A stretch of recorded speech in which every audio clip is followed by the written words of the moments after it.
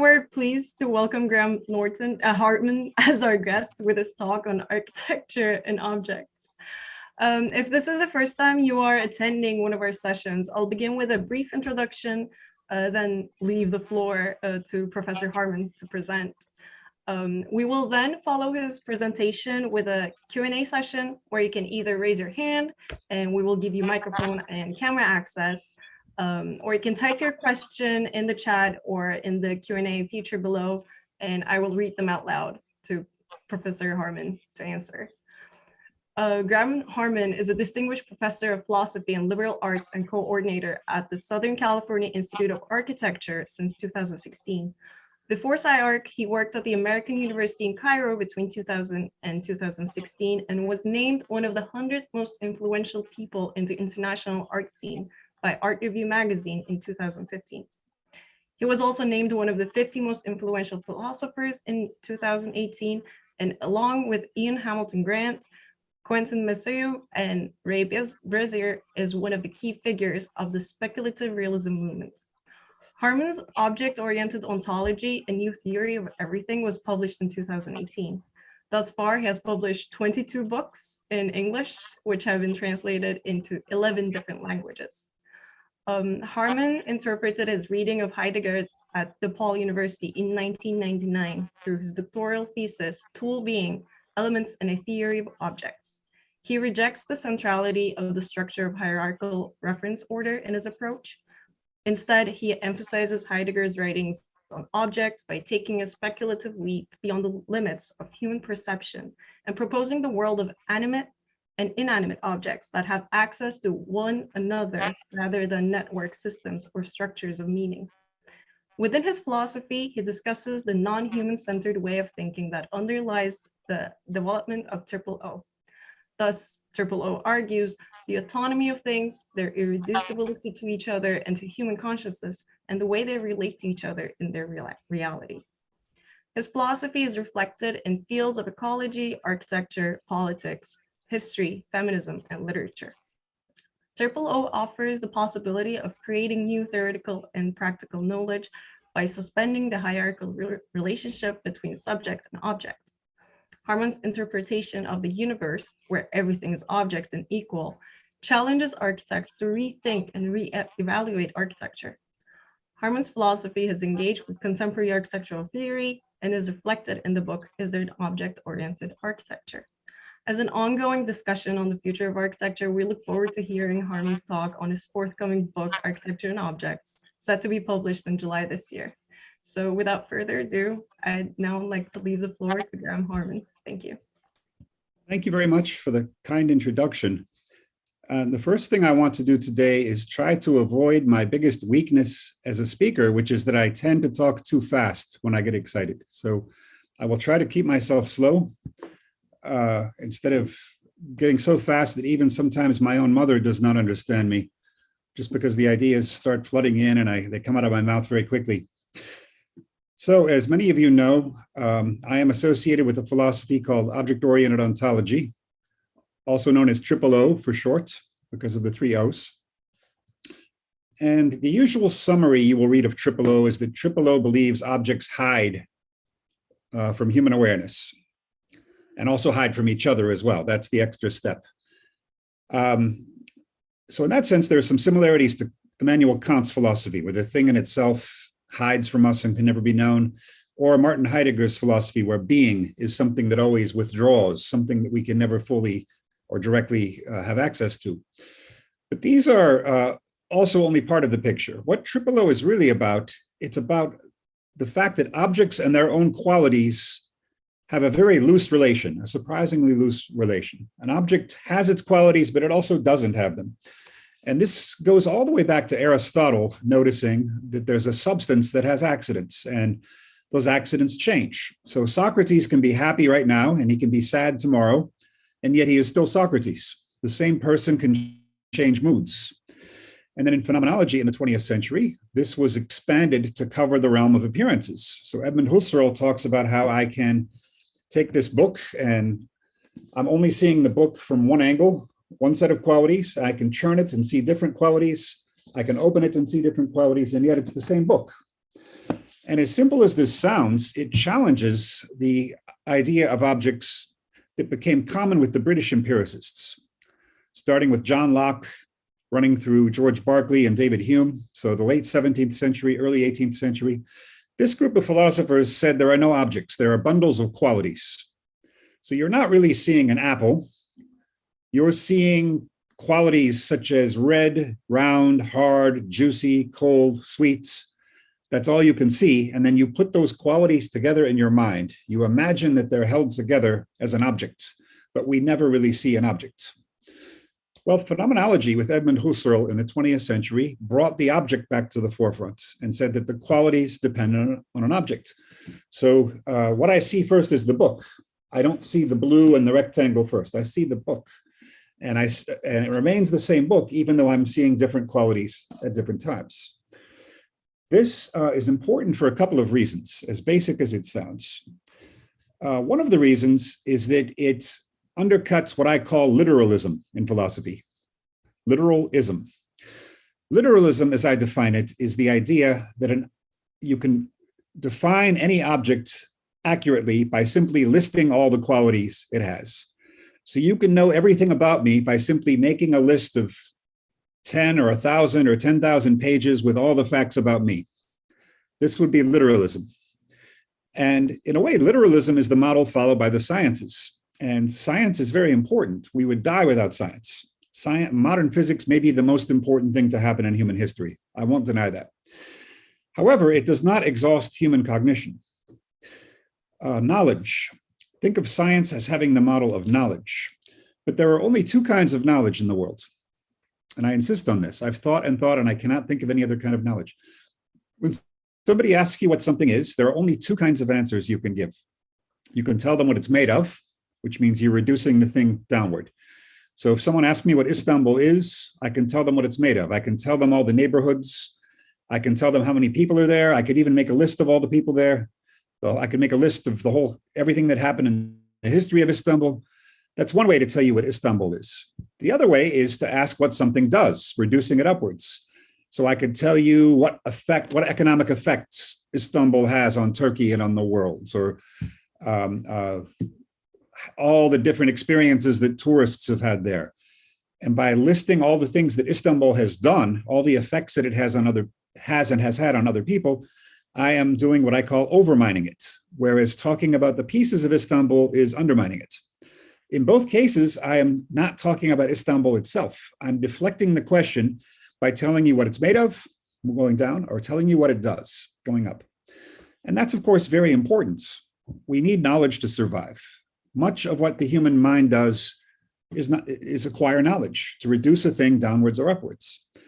And yet, if I had a complete list of all the pieces Istanbul is made of and all the things it has done in its history, I still would be missing something. I would still be missing Istanbul itself, or any object itself, an apple, a blackbird, anything that a phenomenologist talks about.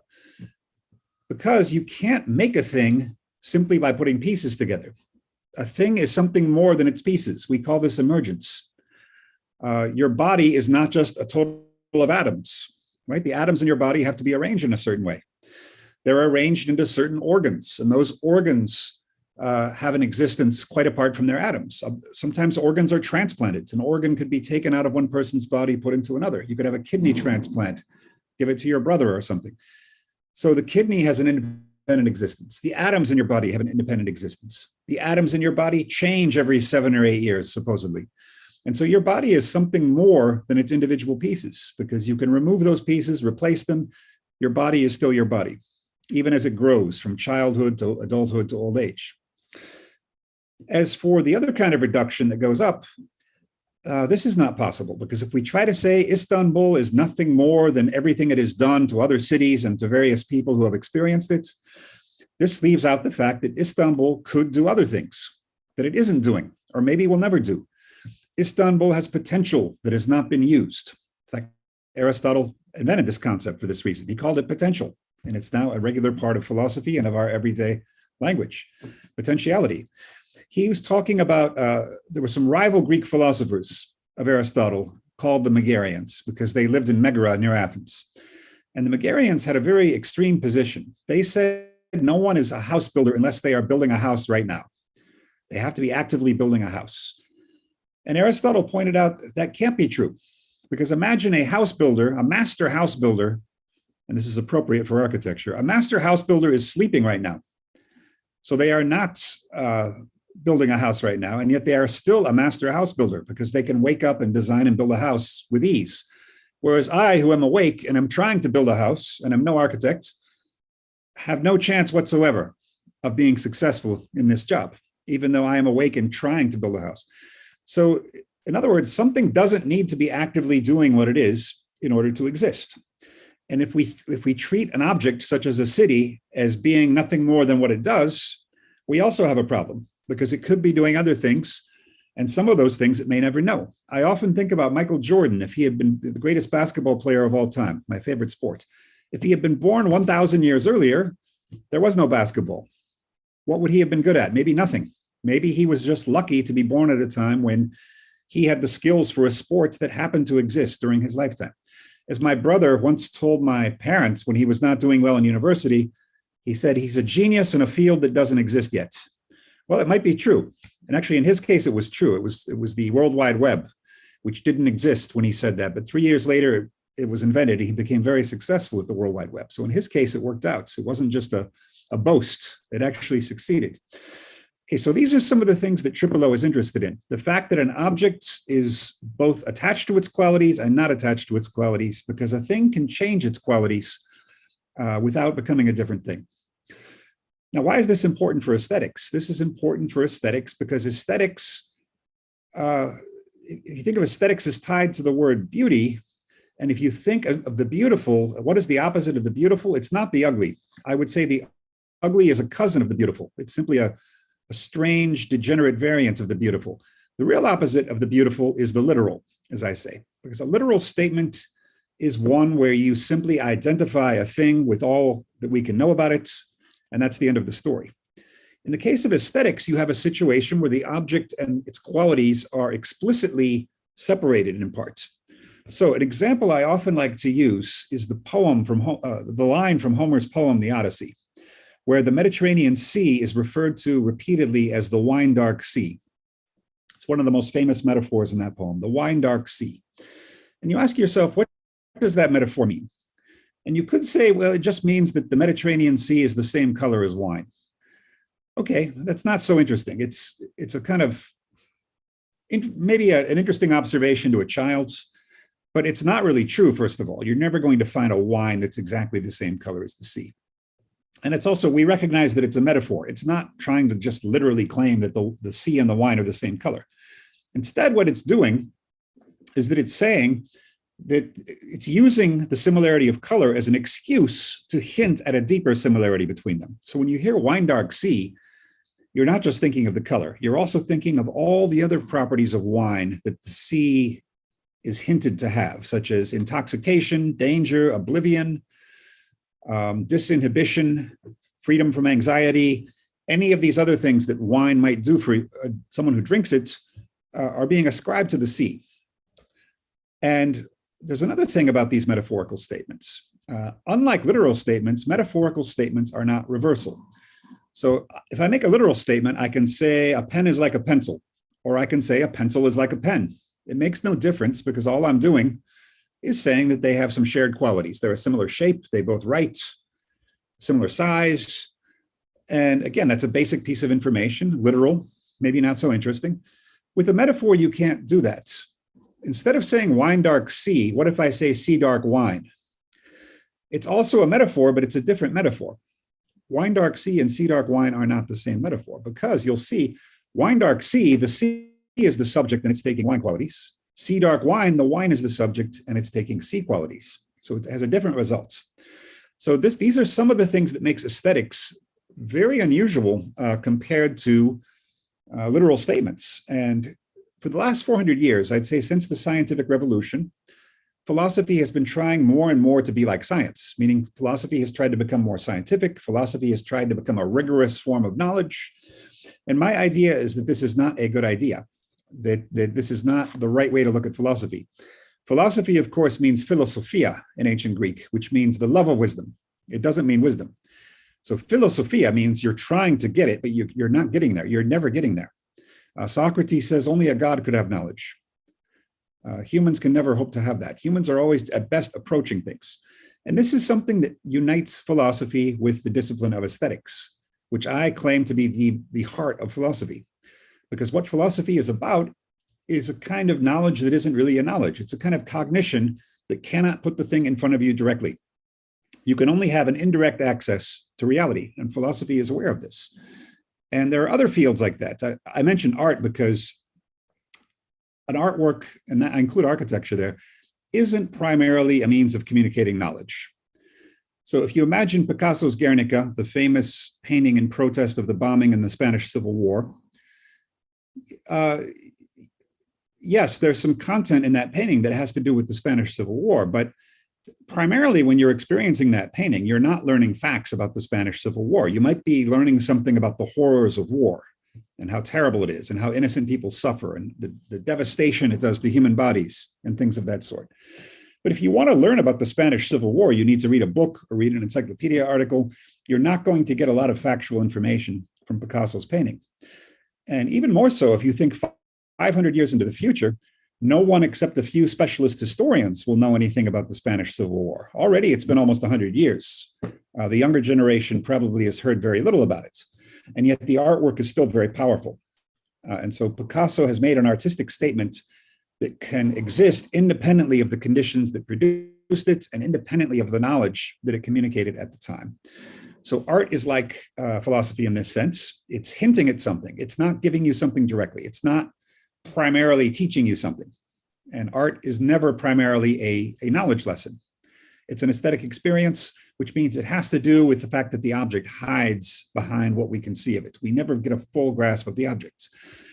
And I call this allure, A-L-L-U-R-E, a normal word in English that means something has charm or charisma that's drawing you in. It could be a person, it could be a jewel, it could be a landscape. Something is seductive, it's pulling you in, allure. All right, well, there are other examples of this. Jokes are another example. A joke, the best way to ruin a joke is to literalize it, to explain it. How did the joke work? Why is it funny? Okay, that might be helpful to some people, but it's no longer funny. You need that indirect feature in a joke for it to be funny. A threat is usually scarier when it's vague. You've all probably seen The Godfather, and one of the famous lines in The Godfather, I'm going to make him an offer he can't refuse. It's one of the scariest threats because it's left unspecific. Whereas if he made a specific threat, like I'm going to cut off his horse's head and put it in his bed at night, it's a grotesque threat, but it's not as scary as just saying, I'm going to make him an offer he can't refuse. So there are a lot of things in our communication that are better left indirect, that are better left as hints, suggestions, innuendos. And all of this falls into the same family as aesthetics and as philosophy, I would say, not into the family of science. You couldn't really have a science of jokes. I guess you could, but you're going to miss something. A science of jokes would probably not be funny. And once it reduced the jokes, they would no longer be funny. So one last thing I wanted to say about aesthetic statements. Not only are they irreversible, they also shouldn't be too close or too far when you compare the two statements. So when I say a pen is like a pencil, you would never think of that as a metaphor unless you're reading Dadaist poetry or something, because a pen is like a pencil is too literally convincing. You immediately recognize that as a literal statement. But then if you invent a statement where the two things have no resemblance at all, there's no aesthetic effect. And one I heard once from my professor was, drinking a milkshake is like drawing an isosceles triangle. Okay, you're putting two terms there that have no real resemblance at all, and so the effect is confusing. It's not really aesthetic, unless you have some genius poet who can make it work in a special context, but that would be very difficult. So those are some of the things about non-literal statements and actions, that they're not reversible, and they need to be both not too close and not too far when you're comparing two terms together. Okay, so that's the background for what I'm going to talk about today. I'm going to talk about the basics of my book, Architecture and Objects, which is coming out, as you said, July. It might be June, somewhere towards the end of June, beginning of July, somewhere around there. But to do that, I want to talk a little bit first about my existing book, Art and Objects, which is just being printed in Turkish now and is maybe already for sale. The translator told me last week, I think, that it's being printed in Turkish. So you can look for that. It'll be my second book in Turkish. Art and Objects. Okay, that's the first place where I tried to talk about philosophy and aesthetics. The main figure that I start with in that book is, of course, Immanuel Kant. Most philosophical aesthetics since 1800 is either Kantian or Hegelian. To simplify, those are two basic approaches. And it's easy to summarize the difference between those, even if they are both very difficult philosophers. For Kant, the aesthetic work is something that's cut off from everything else, right? The artwork for Kant is something that shouldn't have a practical use. It shouldn't be something that affects your personal emotions too much. You're supposed to be calmly looking at the artwork from a distance and judging it using your taste. You're not supposed to have an emotional reaction necessarily to it. The artwork is not supposed to be reducible to its conceptual meaning, because an artwork is not supposed to be something that you can paraphrase in concepts. An artwork should not be looked at as the product of its time and place in history for Kant, because it's cut off, it's self-contained, and artwork can move. Whereas the Hegelian standpoint on art is almost the opposite. Hegel thinks an artwork is an expression of its historical appearance. And so in order to really understand an artwork, you need to know the spiritual life of a people. You need to know why Gothic cathedrals appeared when they did exactly, and what that meant about Geist, what that meant about European history and European Christianity at that time. And so he tries to put everything in a specific historical place. And after Hegel, the Frankfurt School, another very influential trend in aesthetics. So it's either Kantian or Hegelian, basically. You can find a few exceptions. Those are the two main influences on philosophical aesthetics in the last 200 and some years. Now, in a way, Triple O is obviously closer to Kant, because Triple O is a philosophy that likes to talk about objects as they are themselves, cut off from their relations. And so it would seem like Triple O and Kant go hand in hand. Kant is often associated with aesthetic formalism, right? Because formalism is also the kind of art and architecture criticism that looks at objects, art objects or architectural objects in isolation from their surroundings. However, in art and objects, I tried to explain that it's more complicated than that. That Triple O is only partly a formalism, and there are some problems with Kant's formalism. And that's really the heart of what the book is about. And the best way to explain this is by talking about Michael Fried. And not sure how well known he is in Turkey. He's internationally known, but he's one of the major art critics in the United States over the past half century. And Michael Fried is still alive. He's a professor at Johns Hopkins University in Baltimore. He began as a talented younger associate of Clement Greenberg, who is not so popular today, but was the dominant American art critic of the 1940s and 50s. It was Clement Greenberg who first supported the art of Jackson Pollock and Willem de Kooning and some of the other artists who made New York the art capital of the world rather than Paris after World War II. So let's say 1948, when New York first became an art capital. Clement Greenberg was the critic who oversaw that process. And Clement Greenberg was a formalist. Clement Greenberg thought that the content of an artwork is not important. All that matters about painting is that it's flat. It's painted on a flat canvas. And so therefore, nobody should try to keep painting illusions of three dimensions, as Western art had done since the Italian Renaissance, where you're trying to paint a scene as if looking through a window. For various reasons, Greenberg thinks that became kitsch starting in the 19th century. And so advanced art, starting with actually Manet and then the Impressionists and then the Cubists and so on, had to come to terms with the flatness of their medium. So instead of painting interesting content like a story, the advanced modern painter was supposed to signal an awareness that they realize the canvas is flat, and so they are not trying to create an illusion of depth on their canvas anymore. Now, so Greenberg had an incredible amount of influence and power in the American art world in the 1940s and 50s, up into the early 1960s, when abstract expressionism fell out of favor in favor of pop art, performance art, happenings, street theater, any kind of feminist art, other kinds of political art. All the things that happened in the 1960s were very much counter to Greenberg's ideas. Greenberg was an intellectual enemy of Marcel Duchamp, but the 1960s was the dawning of Marcel Duchamp, 50 years after his original works. And so the art world went completely in the opposite direction from Greenberg, and his reputation is only slowly recovering today. Anyway, Michael Fried was one of Greenberg's circle. And so Michael Fried started in the 1960s as a formalist, high modernist critic of the art of the 1960s. One of his most famous early works was a critique of minimalist sculpture. And Michael Fried did not like minimalist sculpture at all. He thought that it was theatrical. That's the word he uses, theatrical.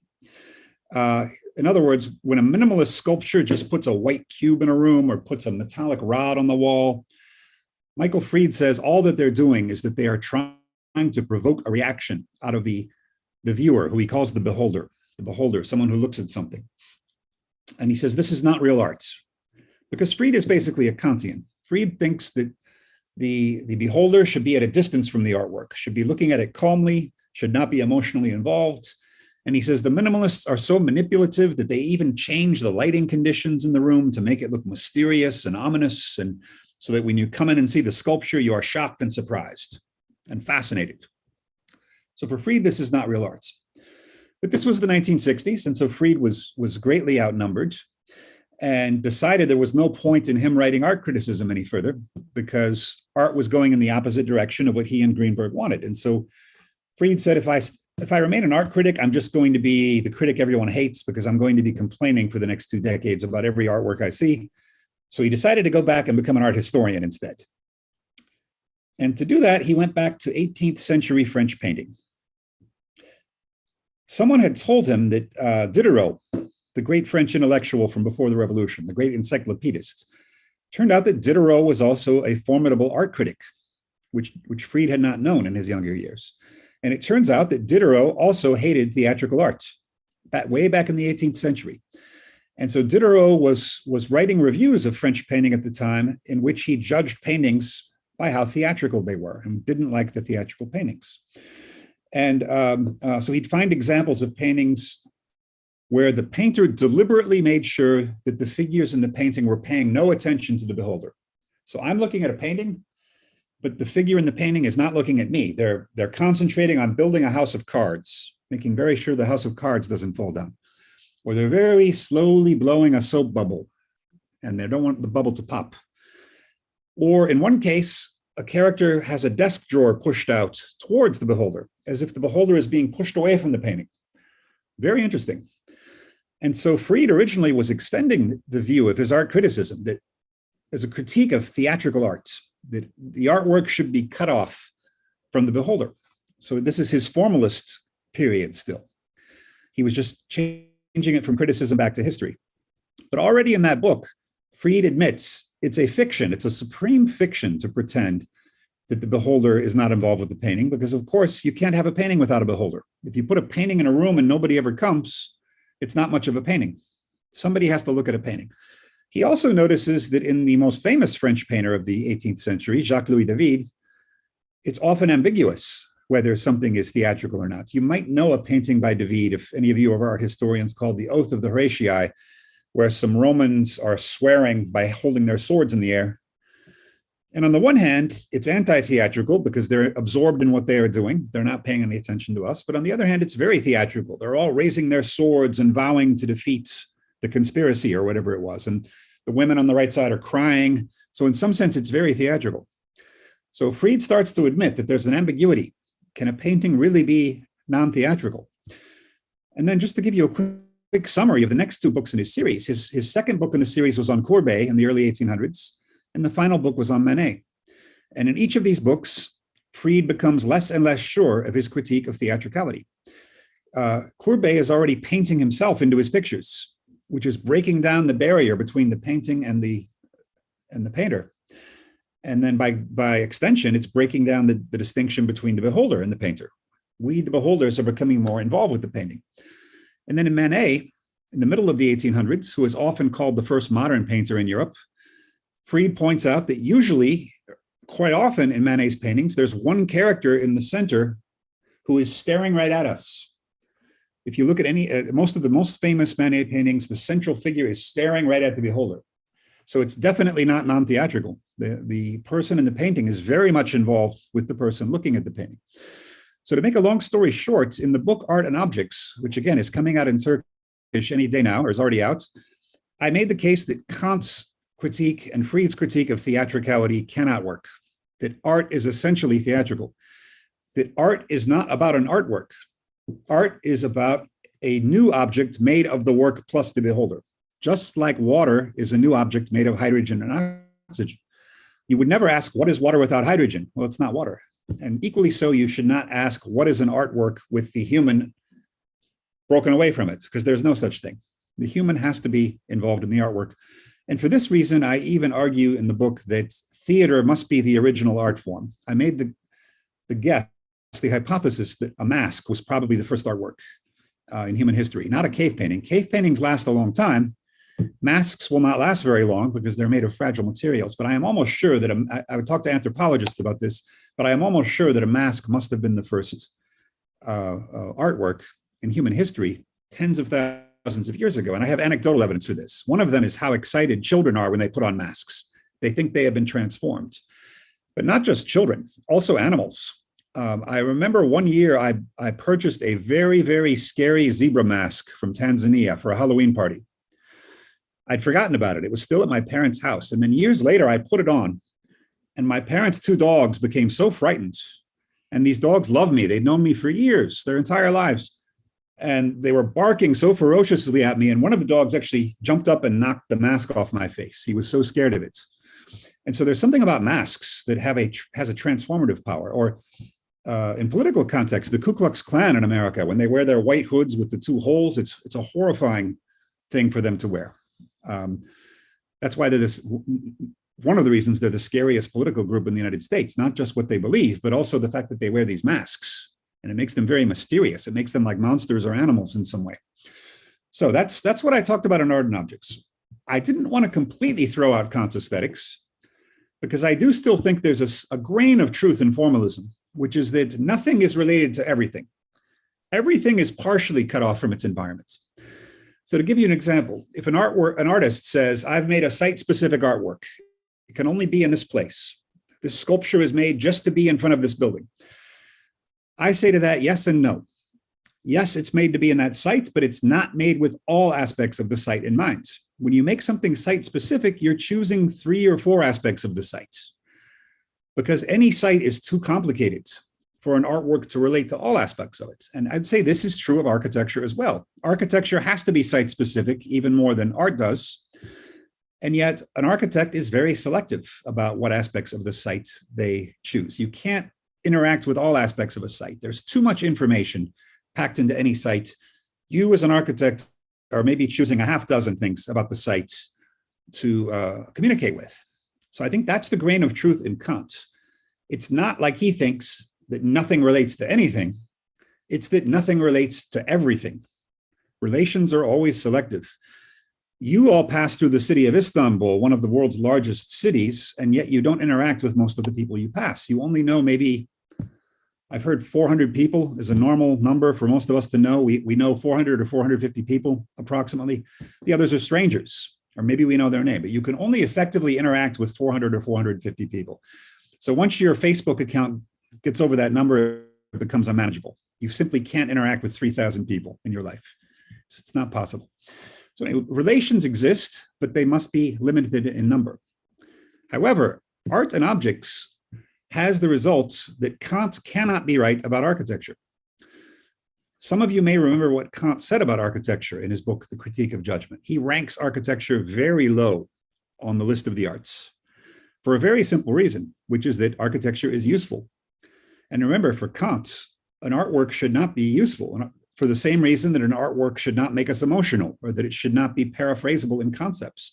An artwork should be cut off from anything else, and to be useful puts an artwork in connection with other things, which for Kant lowers its status.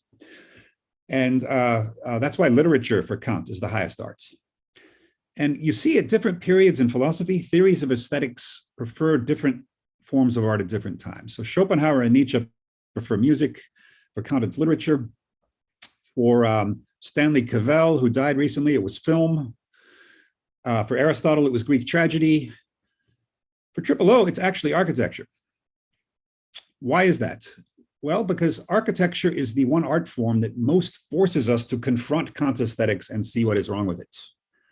Because I think Kant's aesthetics, as I said, has a substantial grain of truth, which is that the number of relations is limited for any object. He goes too far and says that an aesthetic object should have no relations at all, which I showed in Art and Objects is impossible, because there at least needs to be a relation with us. And therefore, the fact that an architectural object is useful doesn't bother me in the slightest, because for me, an artwork, even a painting, already has an essential relation to the person looking at it. And so this allows us to think of architecture philosophically in a new way. Incidentally, it wasn't just architecture. Kant gives two other examples. Kant says the beauty of a horse isn't really a true beauty. Why not? Because when you look at and admire a beautiful horse, you're also thinking of how fast it is and how wonderful it would be to watch the horse run or to make a bet on the horse in a race and win a lot of money. So the beauty of a horse is never pure. He also says the beauty of a human body is never pure because it's probably mixed with desire or lust in some way. You can't really just admire a human body impersonally as beautiful because it's going to be mixed up with ulterior motives, according to Kant. And again, I wouldn't see a problem with that. I think the fact that something inspires a certain desire or emotion in somebody does not make it not beautiful. It doesn't corrupt the beauty because, as I argued, the fact that somebody is looking at a painting is already essential to it. So in other words, all artworks are already in a context for Triple O. There's no way to strip objects completely from any context. The goal is to limit the context so that only a certain number of factors come in and are emphasized. The goal is not to eliminate a context. It's impossible. So that brings us to architecture and objects. All right. So as mentioned, Kant is a formalist. Architecture usually works with the distinction of form and function, and there are different approaches to that. Of course, in the modern period of architecture, Form Ever Follows Function by Louis Sullivan was very influential. Others have tried to eliminate one term or the other. Peter Eisenman has tried to downplay function as being unimportant. He wants to treat the architectural work not only as self-contained, but as almost like a text that you can read, which means he doesn't even want to think of architecture as an interior or an atmosphere that you can be inside of. He wants to think of it as a surface, like a facade that you can interpret. Whereas others, perhaps with a more engineering bent, might think of architecture as something that doesn't really need form. It just needs maximal functional performance over a certain time span. So some people might try to eliminate the form, but let's say we don't do that. Let's say we keep form and function and assume that both of those are necessary in some way for an architectural object, that it should have both of those poles. There's still a problem with it from a Triple O standpoint, which is that both form and function are usually interpreted in purely relational terms. Now, in the case of function, that's obvious. If a building is supposed to be designed around its function, then you are saying that the structure of the building is found outside of itself. It's found in whatever social purpose it's going to serve, whatever the program of this individual design brief was. The architecture is supposed to solve a certain problem. And so you're going outside of the architectural object itself to find what it's really all about. And that would be too much relationism for a Triple O standpoint.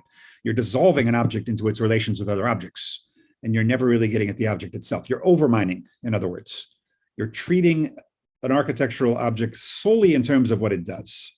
So that would be the problem with that way of looking at it.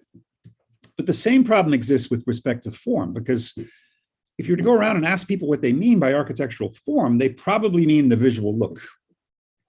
And there are a couple of problems with that too. That's also too relational. That's one of the problems, is that the form of a building has a lot more to do actually with other things than how it looks to a person who's standing at some specific point and viewing it from a hill. You're not quite exhausted. An architectural object is not just an appearance. It's a lot more than that. It's not just the way it looks to one person standing in one place. And the other thing is that an architectural object is temporal in a way that a painting is not. You cannot get the form of an architectural object when standing in one point, looking at it from one angle, from one distance.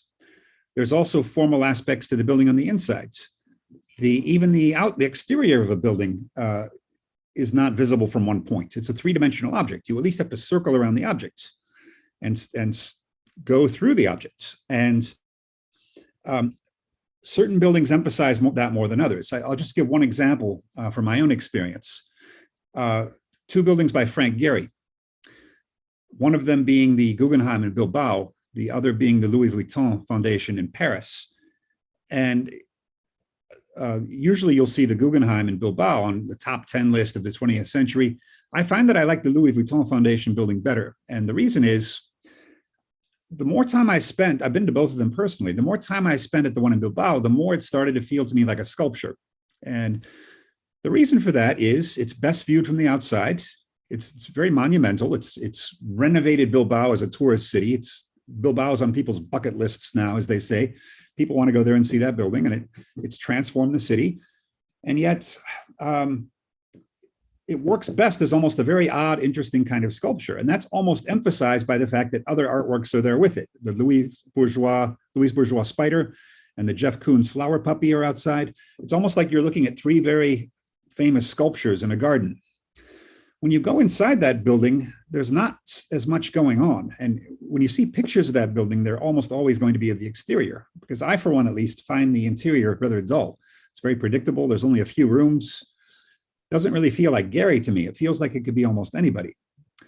But then when you go into the Louis Vuitton Foundation building in Paris, it's fascinating on the interior as well. The exterior is also interesting, but the interior was so fascinating, I found myself not wanting to leave. It took a while for me to master the spatial arrangement of the interior. And there's that fascinating hidden staircase that goes up to the terrace with a nice view of parts of Paris. And so that second building is a better example of Gary realizing that he can take advantage of architecture being a temporal art. Unlike painting, I mean, you can keep looking at a painting and finding new details. Yes, I admit that. But for the most part, when you look at a painting, the painting is all there. The first minute you look at it, you just are exploring the details of it. A sculpture, maybe a little less so, because a sculpture has three dimensions and you can sort of look at it from different angles. But in a sense, the sculpture is already there in one instant as well. Whereas when you switch to films or novels, time is obviously a crucial part of those art forms. In film, you have no choice at all except to watch it straight through from the beginning to the end. I guess you could rewind it and watch certain scenes. And I guess you could go back in novels and reread certain pages.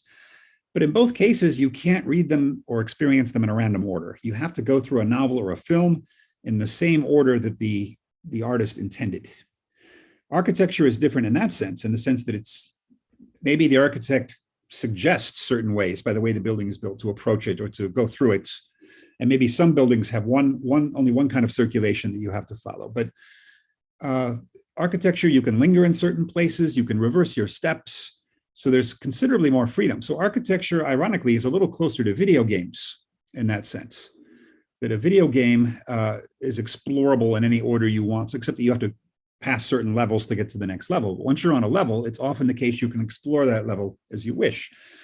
And I'm not joking about the comparison between architecture and video games, because at SciArc, where I teach, we have a whole fiction and entertainment division, students who want to create architecture for movies and video games.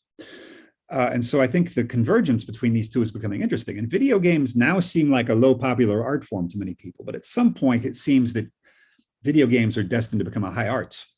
We don't, just like films eventually became high art. At the beginning, people didn't think of them that way, but eventually they did. I think eventually video games will be as well. Maybe it's taking a little longer than we expected. So that's just the preliminary. Problem becomes this: if the problem is relation, if the problem is that form and function in their usual architectural sense are both too relational, how can we de-relationize them, and why would we want to? Well, let me answer the second question first. The reason we would want to de-relationize, and not completely de-relationize, it's a partial de-relationizing, because as I argued in Art and Objects, you can never completely de-relationize an artwork or an architectural work because it would no longer be aesthetic. You need the human there, or you need some intelligent animal there that can experience aesthetically. So total de-relationization is not desirable. You just want to de-relationize something enough to make it non-literal, because literalism is what converts a thing into knowledge. If something is merely communicating truths, it is not an aesthetic object. And if you want a piece of architecture or an artwork to be aesthetic, which most of the time we do, you're going to need some detachment between a thing and its qualities, which also means some detachment between a thing and its relations. So that's the first part of my claim, is that we should want to de-relationize things to some extent. you're going to keep a half dozen or so relations in there to anchor the object in the world. You're not trying to get rid of all of them, but you're trying to detach an object somewhat from its relations. All right, so how do you do it? As I argue in the book, there are different ways to de-relationize form and function, and they're in some ways opposite in those two cases. The problem with function is that it's already too relational, as I argued, that there's a danger of the building simply becoming an engineering solution and dissolving into the things it is supposed to accomplish. My colleague David Rue also wrote an essay 10 years ago called Returning to Strange Objects, maybe some of you have read, where he argued the danger for architecture now is dissolving into ecology, that architecture will become completely about calculating the carbon footprint of the building, which again is important. To do responsible architecture in the 21st century, you need to care about the environment. So there's no question of throwing that away. It's simply that the danger is that the architect will lose all autonomy and will simply become an ecology consultant, trying to create maximum performance, LEED certified buildings, and lose any of what makes design design, which has an aesthetic aspect as well as a socially responsible one. So how can you go about de-relationizing the function of a building? And what I always do when I look at new fields, often in my career, I'm being called upon to come into fields where I had no prior knowledge and provide possible solutions for people. Architecture wasn't the first. Visual art was one. I've been called into business schools, believe it or not. I had somebody write on object-oriented ontology and fishery science. It shocks me which fields people try to link me to, and usually I don't know anything about it. And I kind of come in as an outside consultant and try to learn as much as I can. And in the case of architecture, I've had more than 6 years now. I've been teaching in an architecture school for 6 years, but studying architecture for about 10. So I'm getting to the point now where I'm a little more comfortable being more specific. And I always try to look for solutions that already exist, because most good solutions in any field are not created ex nihilo out of a vacuum. Usually people have already run across them, people who already know a field well and have been around for centuries in some cases. So I was looking for examples within architecture of people who have already talked about this, and I found at least two, and maybe you can help me find others. One of them has to do with Aldo Rossi's Architecture of the City, a book that I very much like. And of course, this is one of the maybe three most important books in the 1960s when people started pushing back against modernism, along with Robert Venturi's Complexity and Contradiction in Architecture and Manfredo Tafuri's History and Theories of Architecture. It's funny, they all have Italian names, although Venturi's American. And I suspect that has to do with the fact that Italians live with their history, well, also like the Turks, but Italians, even more than most Europeans, live with their history every day in a way that Americans certainly do not, because we don't have anything that old. But even a place like Germany that was severely damaged in the war doesn't have quite as much history around as the Italians. And the Italians are still using these old buildings. And of course, Rossi, when he talks about monumental buildings in his book, adds to it what he calls a critique of naive functionalism. And it's a pretty interesting critique, right? It's the idea that a monumental building is never tied to one specific function because its functions change over the centuries, as we often see with these old buildings in Italy. And in many cases, they never had any specific function to begin with. They're simply landmarks. They help organize a city. They aren't devoted to new functions in the future of the city as much as the functions are organized around them.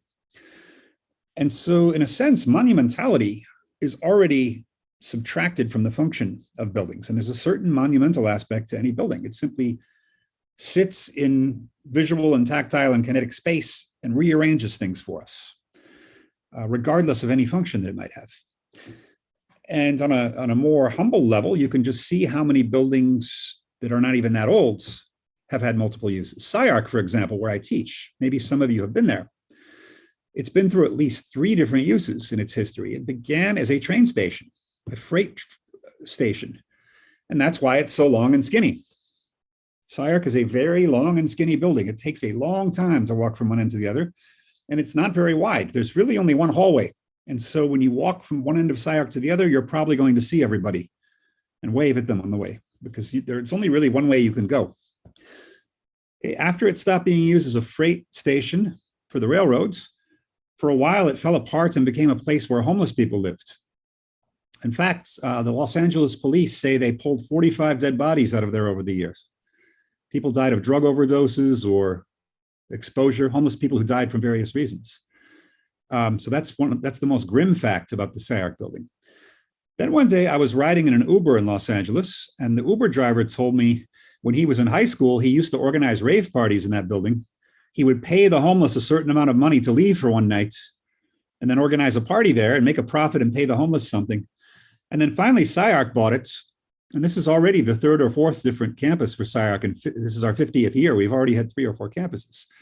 And who knows if it will stay as SCI-Arc. Maybe now that SCI-Arc has paid for it, maybe we sell it and earn a big profit. It's an expensive neighborhood now, and we move somewhere else.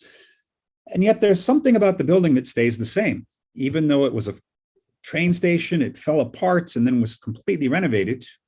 There's something about it you can recognize in the old drawings from 120 years ago. There's a certain deep function, let's say. There's a certain deep function to the building that remains the same, even though the surface functions have changed over the years. And that deep function has to do with slow vertical movement through a narrow corridor.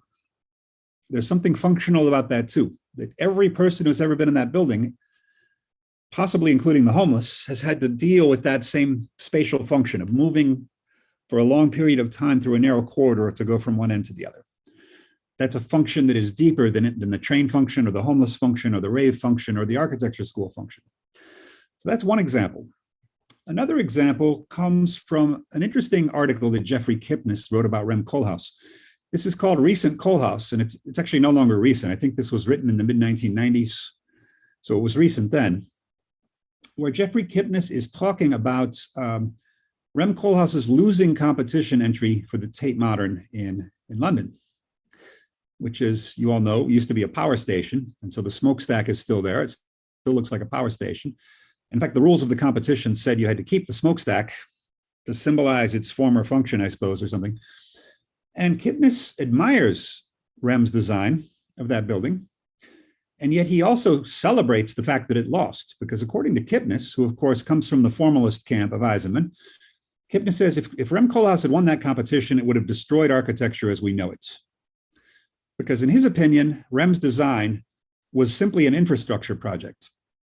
It simply had to do with maximum performance of the building with the greatest number of visitors over a certain span of time. And so it was going to make architects unemployed. It was going to turn the business of architecture over into infrastructure engineers, and architects were going to be unemployed. That was his take on it in the article. But if you read the article, there's hints of something else in Kipnis's interpretation, which is that Kipnis hints that one of the problems, he says, with Rem's design is that it doesn't really have to be an art museum. The function is so stripped down. He said it's as if Rem took the design brief and hacked away the skin and hacked away even the muscle and the bone. All that's left is the nervous system of the brief. And as if to symbolize that, Rem violated the point about the smokestack remaining. He stripped the smokestack down to just the metallic skeleton of it, as if emphasizing that that's what he was doing. He was hacking everything down to a kind of bare skeletal existence. And yet, in a way, I think you could interpret what Rem did in the positive sense of a de-relationized function. He is making the function of the program so abstract that it cannot possibly be tied to any particular function, any particular relation, including that of a modern art museum. The way Rem designed it, you could imagine any number, maybe not an infinite number of things, but you could imagine quite a number of things happening there. It's almost like tearing down SCI-Arc until all that's left is the single vertical narrow corridor. That's kind of what Rem was doing. It's as if Rem had proposed to redevelop SCI-Arc into just a long hallway. And so these are a couple of different ways, clues that you could look at for how you would de-relationize or aestheticize function, simply abstracting it. And again, that's not something completely new. A lot of architects have been doing this in specific cases. I'm simply offering a way to look at this theoretically and to see how it fits with the need to de-relationize function, at least in part. So then the question comes for how would you de-relationize form? And this is a little more complicated, because the problem with form, well, first of all, I said form usually means visual look to people in architecture. If you ask them what's the form of a building, they're probably going to sketch the shape. Okay, well, that can't be it. I've already suggested that there's a temporal aspect to the form of architecture, which means it needs to be held together in memory, a kind of kinetic memory that you're moving through something. And of all people, the young Eisenman wrote about this very well in one of his first articles, that architecture is a kinetic art. And he made the case back then that that's why architecture should be made of very simple geometrical solids, because they're easy to remember.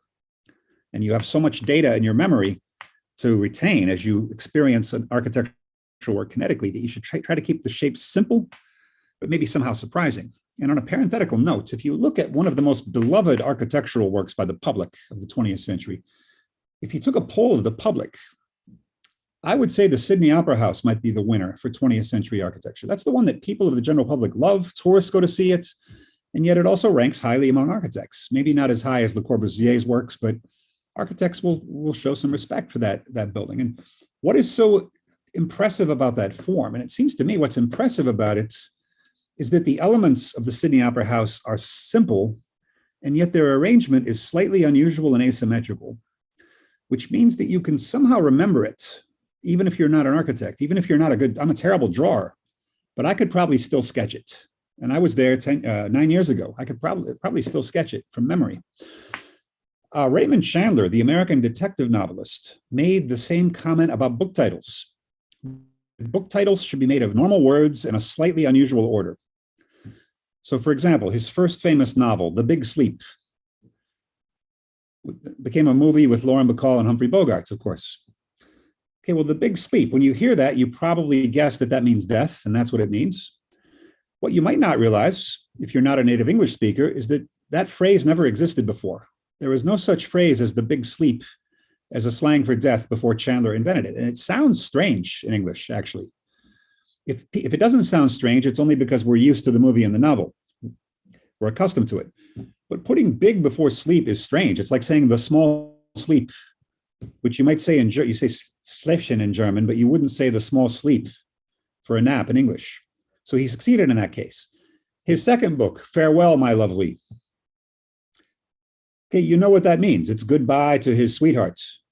But we would never say that in English. You never call your sweetheart my lovely. That's weird. That term, we don't really talk like that to beloved people. And then you don't say farewell to a lover except ironically, because farewell is a more formal word. It's something you say to royalty or something. Farewell, Queen Elizabeth.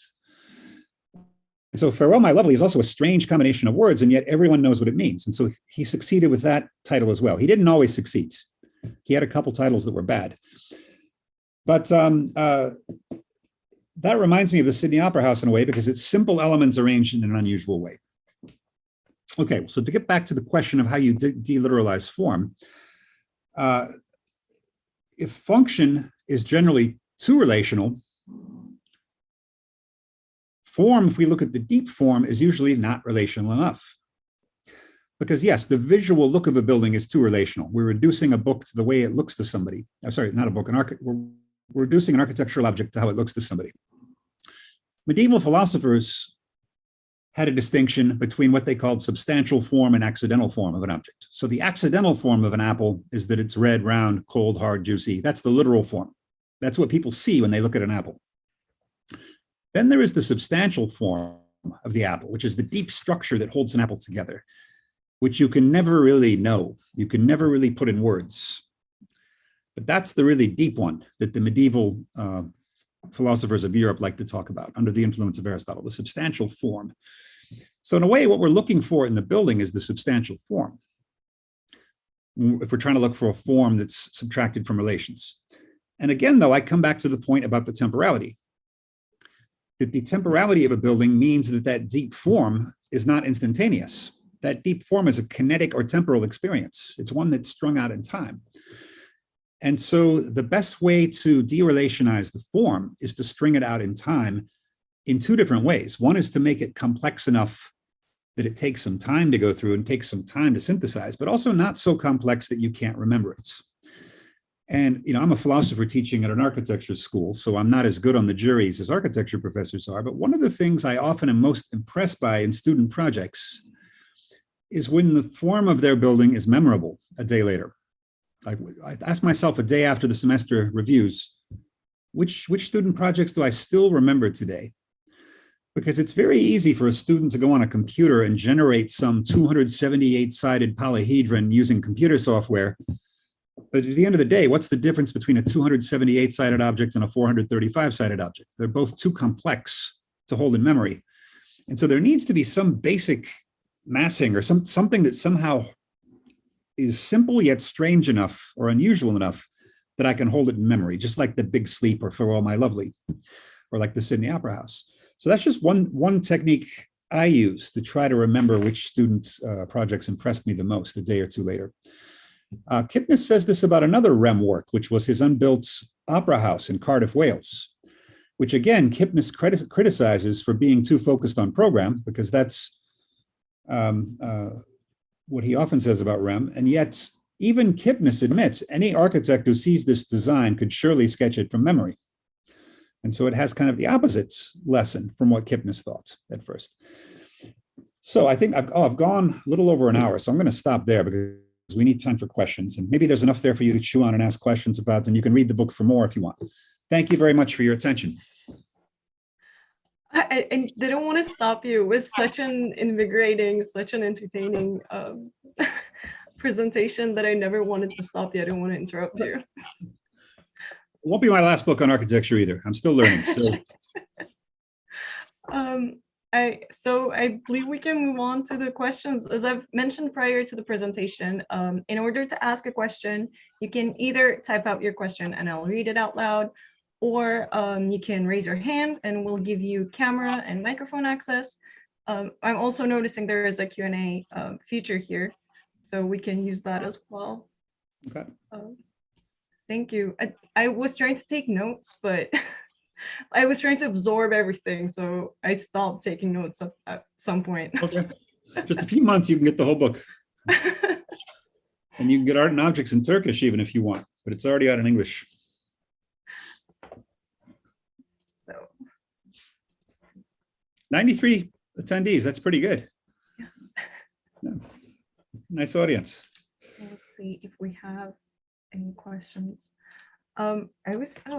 We do have Alperen is raising his hand, I guess. We have two questions before. I'll get to Alperen as well. Dilan is asking, what do you think about Jane Bennett's Vital Materialism? All right. I've actually written a review of Jane Bennett's book from back in 2011. It's been a while, but you can find that free online. It's called Autonomous Objects. So if you Google my name and Jane Bennett and autonomous objects, you'll find this, but I'm happy to summarize that now. Discovering Jane Bennett's work was really a breath of fresh air because we have so much in common. The wish to push back against the anthropocentric perspective, the wish to move away from the idea that language and discourse and society shape everything and that nature does nothing, which was a trend in continental philosophy for 3 decades or so. During the period when Derrida and Foucault were really the only continental philosophers people worked on. And so Jane Bennett is one of those very important authors, also a wonderful writer and wonderful person who has been one of the leaders in helping us escape from that period. The main difference between us, and this is why she's closer to Levi Bryant, another object-oriented ontologist, is that Jane Bennett's main influence is Deleuze. And I didn't mention Heidegger, Derrida, and Deleuze today. I could have, and their influence on architecture and how it differs from Triple O. That's part of my book as well that I forgot today. If you're interested in Deleuze, you are more likely to be interested in the unity of things. The idea that reality is a continuum, that it's not made of cuts, that it's not made of disjointed elements. And Jane Bennett, for example, she wrote an article, a critical response to me and Timothy Morton once, called, I think it's called Systems and Things, a response to Graham Harman and Timothy Morton, response to articles we wrote 10 years ago, in which she said that objects should be considered as temporary swirls in a throbbing whole. So she's thinking of the universe as a whole in which everything's interconnected, and objects are like temporary localizations of that. And that has a very Deleuzian sound to it, of course, right? Because Deleuze and Guattari like to talk about the virtual in a way that makes us sound They call it heterogeneous yet continuous, but it's not really that heterogeneous compared to objects, right? Because object-oriented ontology thinks of the world as broken into chunks. And it's difficult for those chunks to communicate. They communicate partially, but it's a difficult thing we have to explain. Whereas Deleuze thinks of individual objects as temporary crystallizations on the surface of the world. They don't really do anything. They're sterile. The real action is coming with the virtual, which is pulsating underneath the actual. And architecturally speaking, just give you a 45-second summary of what I say in the book. If you look at Heidegger, then Derrida, then Deleuze as the three waves of philosophers who have influenced architecture the most, when did this start? This started in the 1960s, early 1970s, when the pushback against architectural modernism was beginning. And so in a way, architects had the modern model to work with for decades. And once people started problematizing that, it's like architects were hungry for new influences that would help them figure this all out. And that's when the philosophy started coming back in. I mean, obviously, Kant and Hegel always had a background influence on architecture, but starting in the 1970s, you really see architects studying seriously Heidegger, then Derrida and Deleuze. And they have their differences, right? In Heidegger, architecture, phenomenological architecture tends to become about human experience. Humans thrown into a world, experiencing beautiful sunlight and beautiful wood. And so you get something like Peter Zumthor's work, or others. Stephen Hall. With Derrida, you get the great canonical deconstructivism show of 1988 at the MoMA. Even though the catalog doesn't mention Derrida, it prefers to focus on Russian constructivism. Mark Wigley, who co-curated the show, obviously was very immersed in Derrida, wrote a whole book about Derrida and architecture. And Derrida liked discontinuity. He liked things that are difficult to read. And so that's what you get with deconstructivist architecture. You get gaps, you get jumps, you get disorienting and disturbing things. Then starting in around 1993, Deleuze, which actually happened a couple of years earlier in architecture and philosophy. When I started graduate school in philosophy in 1990, Deleuze was sort of a fringe figure. The serious people were working on Derrida and Foucault. Deleuze was kind of an irreverent person who joked around and used swear words in his book. He wasn't quite respectable yet. It wasn't until the mid-90s when Deleuze became on the same level as Derrida for people in philosophy. But you have people like Greg Lynn wanting to make things continuous, less than disjointed. And this culminated, of course, in Greg Lynn's idea of the blob. And the blob is a very Deleuzian figure because you're not trying too hard to articulate things. And then sometimes even architects who don't claim to be Deleuzian, like Patrick Schumacher, for example. I know Patrick and like him. I've read the whole 2-volume Autopoiesis of Architecture book. And even though he claims Niklas Luhmann, the sociologist, is his primary influence, I think he's completely misreading Luhmann. I think he's really a Deleuzian.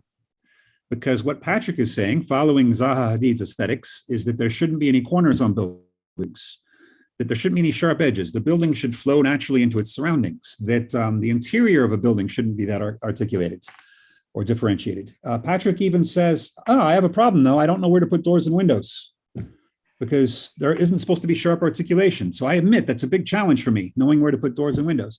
It's kind of a problem. And it's not just doors and windows. It's everything on the inside, and anything that articulates one part of a building is something rather than another. And I think his misreading of Luhmann is he reads Luhmann as a theorist of communication, and Patrick thinks the building should communicate with the outside world. Luhmann is actually the great theorist of non-communication. Luhmann's really about how systems cannot communicate with each other. Systems are trapped in themselves. Political protest is impossible because the government simply reinscribes it in the existing order, and so forth. So I'm not sure where Patrick got his strange interpretation of Luhmann, but I think of him more as a Deleuzian. So then why triple O? Why did some architects turn to triple O? I think it's a generation of students who grew up with the Deleuzian paradigm in graduate school. It was a lot of people who were studying at Columbia in the 1990s who decided that computer software and Deleuze wasn't getting them where they wanted to go. And so I think they reached for triple O because it's another philosophy of discontinuity that allows them to break things up into segments and graph the segments together. So you had Tom Wiscombe, for example, my colleague at SCIARC, write a very interesting article about different ways that you can detach a building from its visibility from its environment. Right? You raise the building on a plinth again, as some modernists already did. You hide the form of the building behind a kind of loose outer sack. You put tattoos on the building that are out of sync with its structural logic. Those were history solutions, but there are many others. Other architects have experimented with different things. That's a long answer to your question about Jane Bennett, but I wanted to get in the points about Heideggerian, Deleuzian, and Derridian and Deleuzian influence on architecture. As for Jane Bennett, I give 2 thumbs up. We have our differences. We have a lot of mutual respect.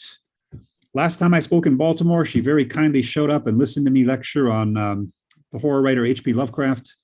So Jane Bennett is always in my book of heroes. We just have a lot of disagreements. Do read her books. She's a wonderful author.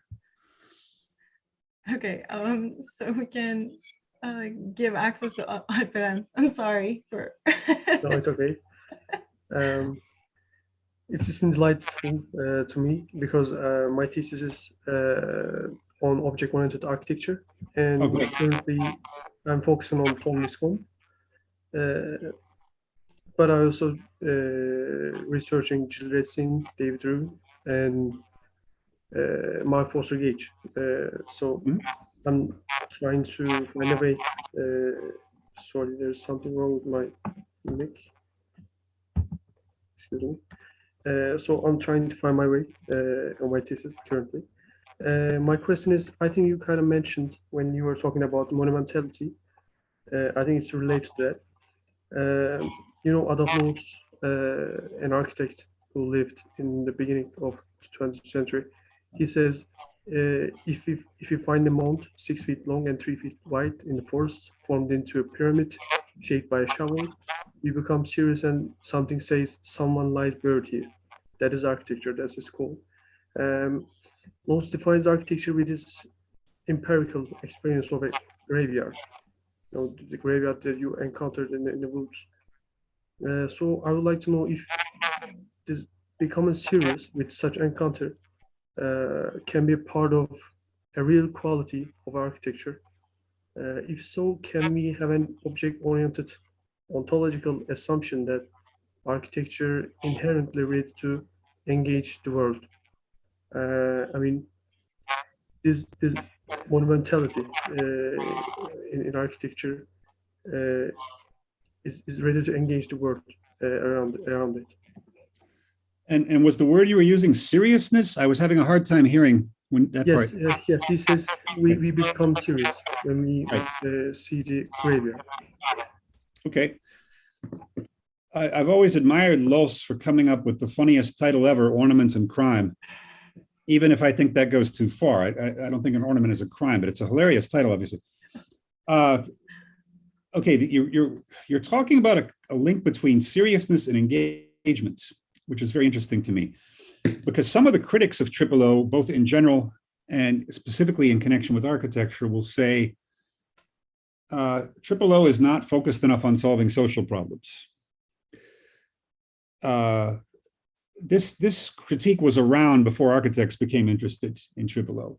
And I've got a couple of things to say about that. First of all, O does not believe in having no relations to the world. As I tried to explain today, it simply wants to select and enhance which relations there are. I simply see the idea that everything is totally determined by its context to be intellectually lazy, because it allows people to not focus on which aspects of the context are the ones doing the work. Of course, many of the recent Pritzker Prizes have gone to architects focusing specifically on social problems. And Patrick Schumacher, to mention his name again, has been one of the leading critics of that. He thinks that architecture needs to be saved from do-goodism. It needs to be saved from politics. I wouldn't go that far either. I would just say that this idea that aesthetics is somehow evil is something I don't get. That somehow it's a return of religion to the intellectual life. It used to be that philosophy was the handmaid of theology in medieval Europe. Philosophy only mattered if it helped you do better theology.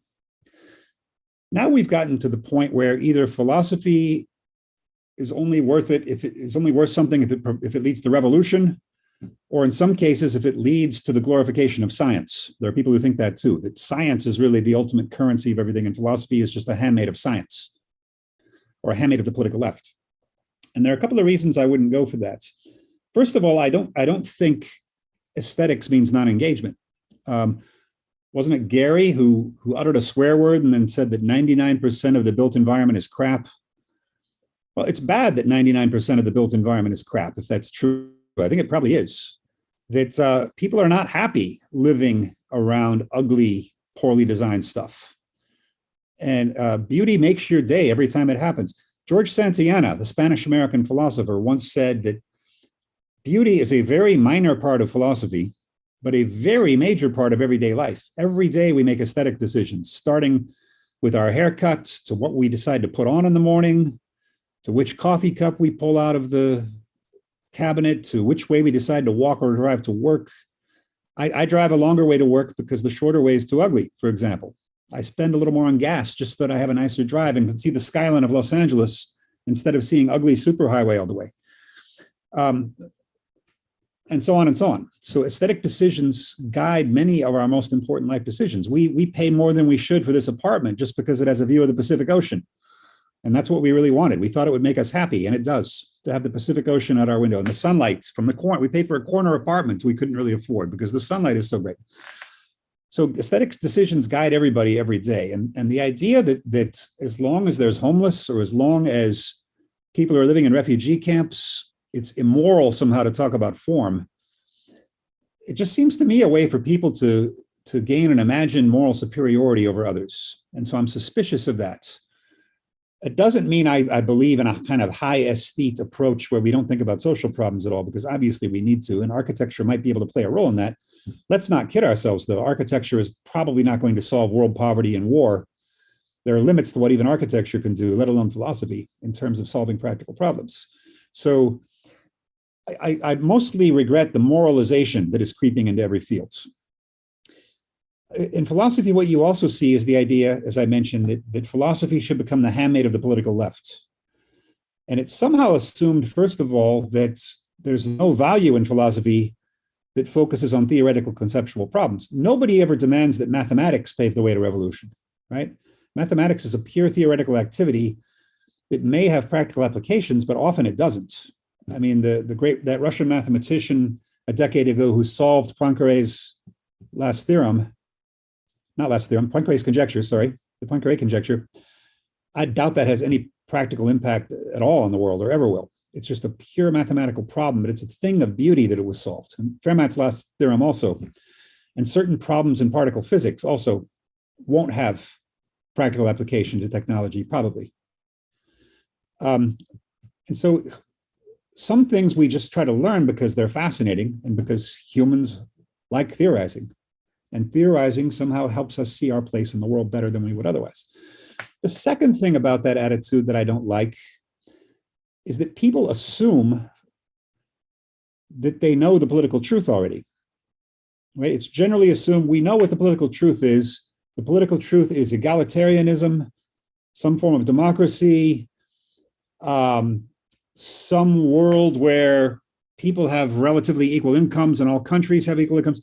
There's a list of things that people assume as political truth when they're making that statement about how philosophy needs to be political. First of all, we don't know all these things. We don't necessarily know what a just world would look like.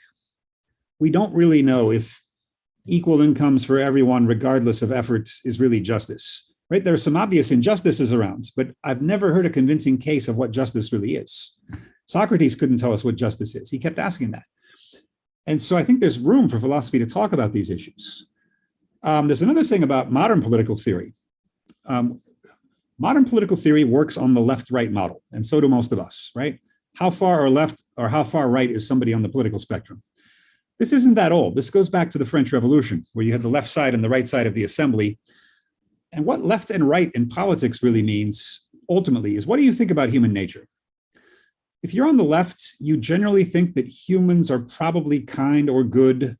And if we are oppressed, it's because somebody is doing something wrong or evil. And we need to reorganize society so that these evildoers or evil society is not making these inequalities happen. If you're on the right, you probably think humans are by nature a dangerous animal. And so we should be happy with what we have. And we need very strong police and very strong armies to punish evildoers. And that's more or less the political spectrum we're dealing with. And then I'm reading David Graeber and David Wengrow's wonderfully imaginative book now, The Dawn of Everything, where they're trying to rethink human history and say that both Rousseau and Hobbes are wrong about that. Humans aren't naturally good or naturally evil. And yet the solution they come up with so far, it looks like, is that humans are naturally imaginative, and therefore we can politically experiment.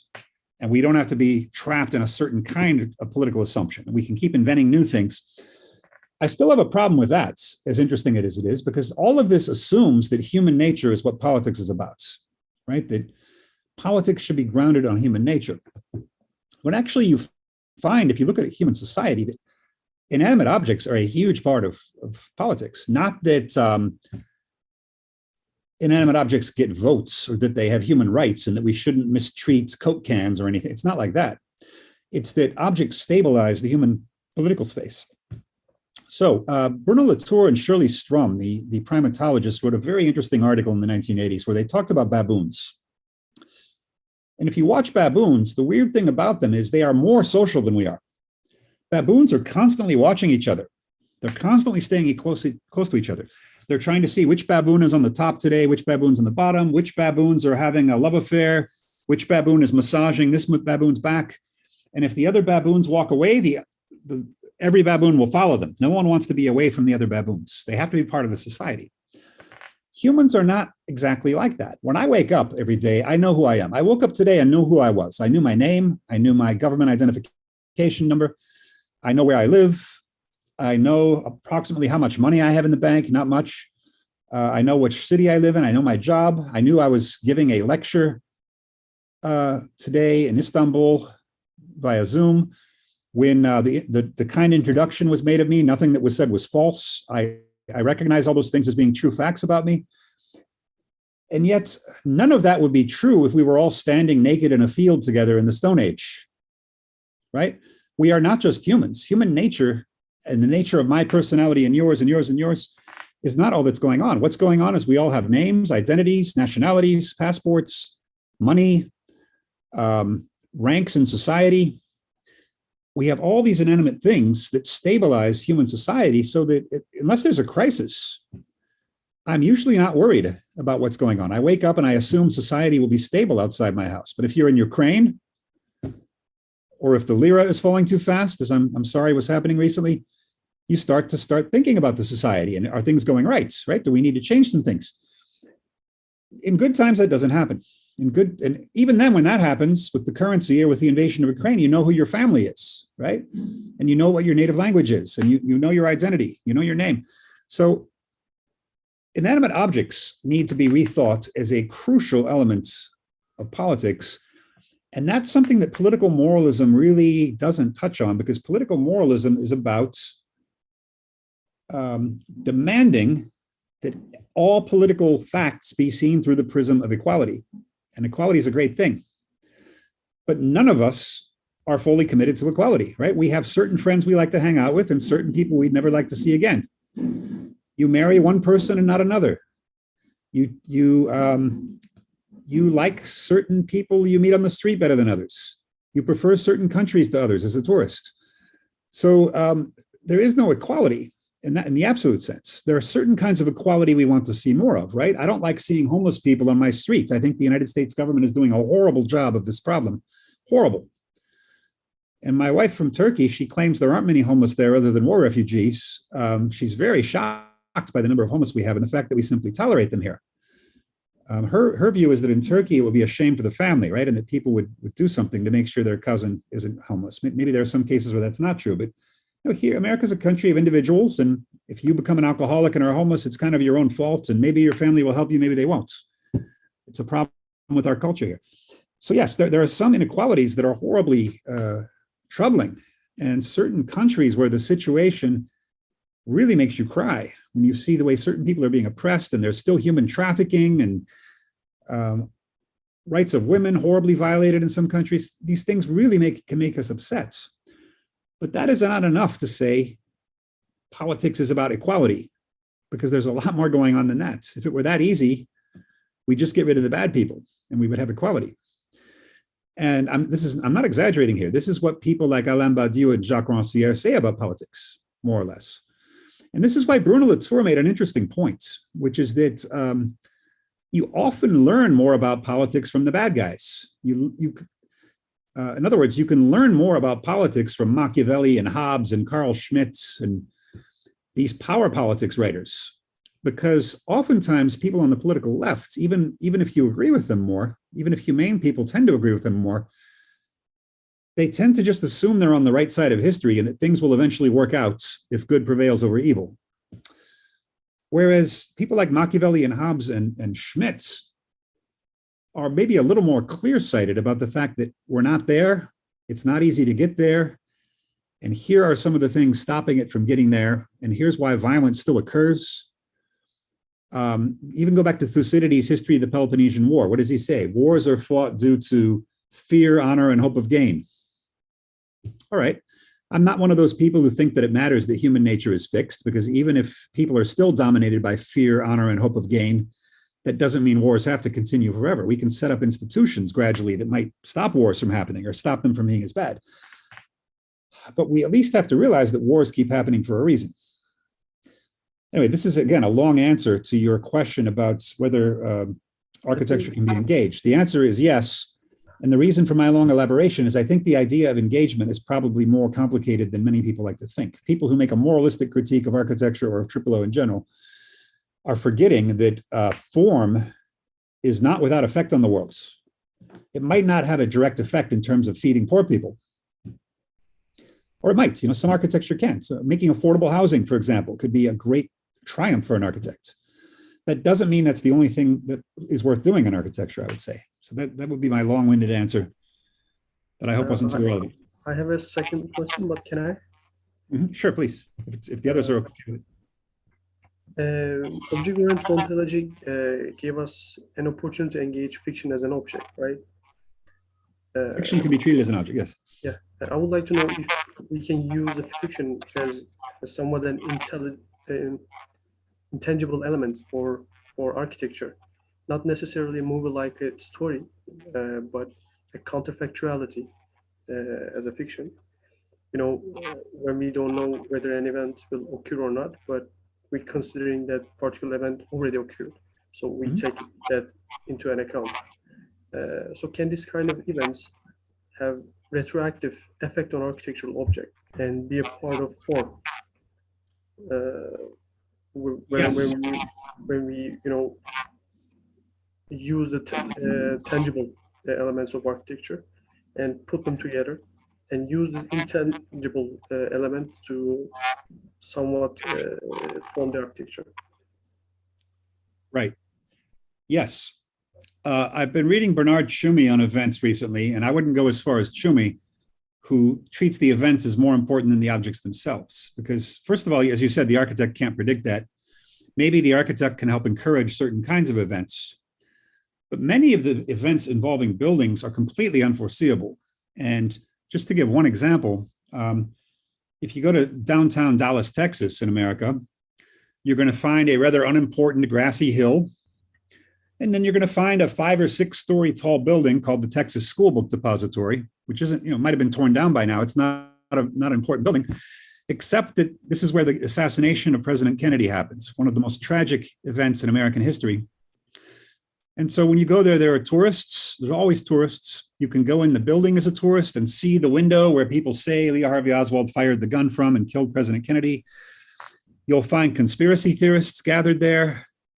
Some of these conspiracy theorists claim that President Kennedy or his son are still alive and working with Donald Trump to catch child sex predators. There are these crazy conspiracy theories surrounding this. So that has become one of the most architecturally historic places in the United States, not because the building or the grassy hill are important, but because of something completely unforeseeable. No architect could ever have predicted this. And that's a case where an event, in this case, a historic event, has obviously retroactively affected the object that made it possible. It's a really sorrowful experience, an awe-inspiring experience for an American and maybe many foreigners, since Kennedy was popular internationally, in Turkey also, I believe. Quite an experience to go to see this place, and you can't help but be moved by this. And I'm sure there are a lot. Actually, I know this. There are lots of spots in Turkey that are associated with the War of Independence. Turkish people are very fond of their history with the War of Independence, and there are places that are almost holy in Turkey because of what happened there. Various battles, or the place where people retook Izmir, or whatever it is. Where Ataturk going to Samsun, All these things are very important to the Turkish people, but no architect could have predicted any of this at the time of the Ottoman Empire. It was all completely unforeseen, and yet it has changed the architecture of Turkey. There's no way you can go to Istanbul now, or certainly Samsun or Ankara, without thinking about the Turkish War of Independence. Now, just like you can't go to Egypt without thinking of the history. I was in Egypt living there for 13 years, working there for 16 years. Egypt is no longer just a bunch of buildings along a river. It is one of the cradles of human civilization, and you can't help but think of it that way. And that's true also of buildings. I suppose architects do design some of the events. You can design things to rust over time, or design things to look weathered like sandstone, so that they'll gain a certain appearance over time, or you can foresee what will the development around this building look like in the future. But again, you don't know what other buildings will be put around your building in the future, and that can retroactively transform your building. What ends up going around it can really change it. Although, as Rossi points out, in some ways, a monumental building is immune to such changes because it will always have more influence on the things around it than its surroundings will have on it. So the White House in Washington, D.C., the president's residence, has a lot of history. It was burned down by the British in the War of 1812. It's a lot of historic things have happened there. And they may end up building more around it. I suppose it could be destroyed at some point in a war or something else. I hope not. But the White House will always have a monumental quality as long as it's there, and will affect the things that are around it because of that history. So your original question was events transforming a building. Yes, just like events can transform people. And I would say the same thing about people that I said about buildings. There are probably a half dozen things in your life, approximately, that really change who you are. A lot of things happen in your life, but maybe a half dozen things that affect you irreversibly. Usually these things tend to happen in young adulthood, which is the choice of a university, a choice of a profession, a choice of a mate, a choice of a city to live in. They can also happen later, but they are by and large clustered in the early adulthood of a human. And then I wrote the book Immaterialism about the Dutch East India Company. I found to my surprise that's also true of objects, non-human objects, that they also have a lot of important events early in their adulthood. So in the case of the Dutch East India Company, I identified 6 things I called symbioses that irreversibly changed the company, so it couldn't go back to what it was. And those all happened really in the first 40 or 50 years of its existence. And then it didn't really change in any essential way for the next 150 years. It just got more rich, and then it started getting more poor, and finally it was destroyed because Napoleon invaded the Netherlands, and it was getting weaker before that. So you can talk about objects, not just humans, as having an early period of maturity when they're reaching their adult form. And then after that, the changes aren't as dramatic, usually. Big things can still happen when you're 70 years old, I guess. Some people, religious conversions or great discoveries happen at 70 years old. But in most cases, it's earlier. You reach maturity, and then you learn how your mature adult self can interact with the world the best it can. And then maybe with age, the world starts changing into a form that you aren't as comfortable with. And that's maybe one of the sorrows of old age, is that the world that you reach maturity in is disappearing. And H.P. Lovecraft, again, the horror writer, made the best case for mortality I've ever read. He said you wouldn't want to live forever because at a certain point, the world starts changing into a form that you can't stand. It's not the world you grew up in. And I think about things like, if people are really eating insects in 100 years for all their protein, as some people say, I don't want to be part of it. I'm a vegetarian anyway, but I really don't want to be eating insect burgers. I don't want to see African animal species go extinct as they might, right? I'll be happy if I'm not alive when that happens. It would be too painful for me. It would be too painful for me to see a city like Chicago destroyed completely in a war, because I spent my young years in Chicago and it really influenced me. Or Cairo, a place that I reached my own maturity in many ways. So in some ways, you're better off only living long enough so that you are only inhabiting a world that you understand and that you were comfortable with. It's an interesting thought that Lovecraft has there. So Lovecraft always said he didn't want to live forever for that reason. So again, I know it was a more detailed answer than you asked for, but your question was important enough that it made me think of these related themes. Yes, the short answer, an event can retroactively affect its objects. That's right. I'm not the only contemporary philosopher who says that, of course. Even Alain Badiou says this can happen. That, for example, a revolutionary event can retroactively affect its participants. Certainly falling in love can retroactively affect the people involved in that, according to Badiou. A scientific revolution or artistic revolution. Those are the four kinds of truth procedures he discusses. And I think that's the most interesting part of his philosophy. The way that life goes along normally, and suddenly there's an event and you never recover from it. So yes, that happens all the time, and I think it can happen to buildings. Thank you. There's another question. Yes. From Kerem, I guess. How can we benefit from biophilic design in architectural spaces? How can we benefit from biophilic design? Biophilic design? I don't know enough about it to give a good answer. Could you give me a specific example of biophilic design that would, are you talking about like putting plants on buildings? Yes, kind of. Okay. So maybe we can discuss your position on this idealist architecture, where we try to solve the problems, and your position. I'm completely in favor of things like that.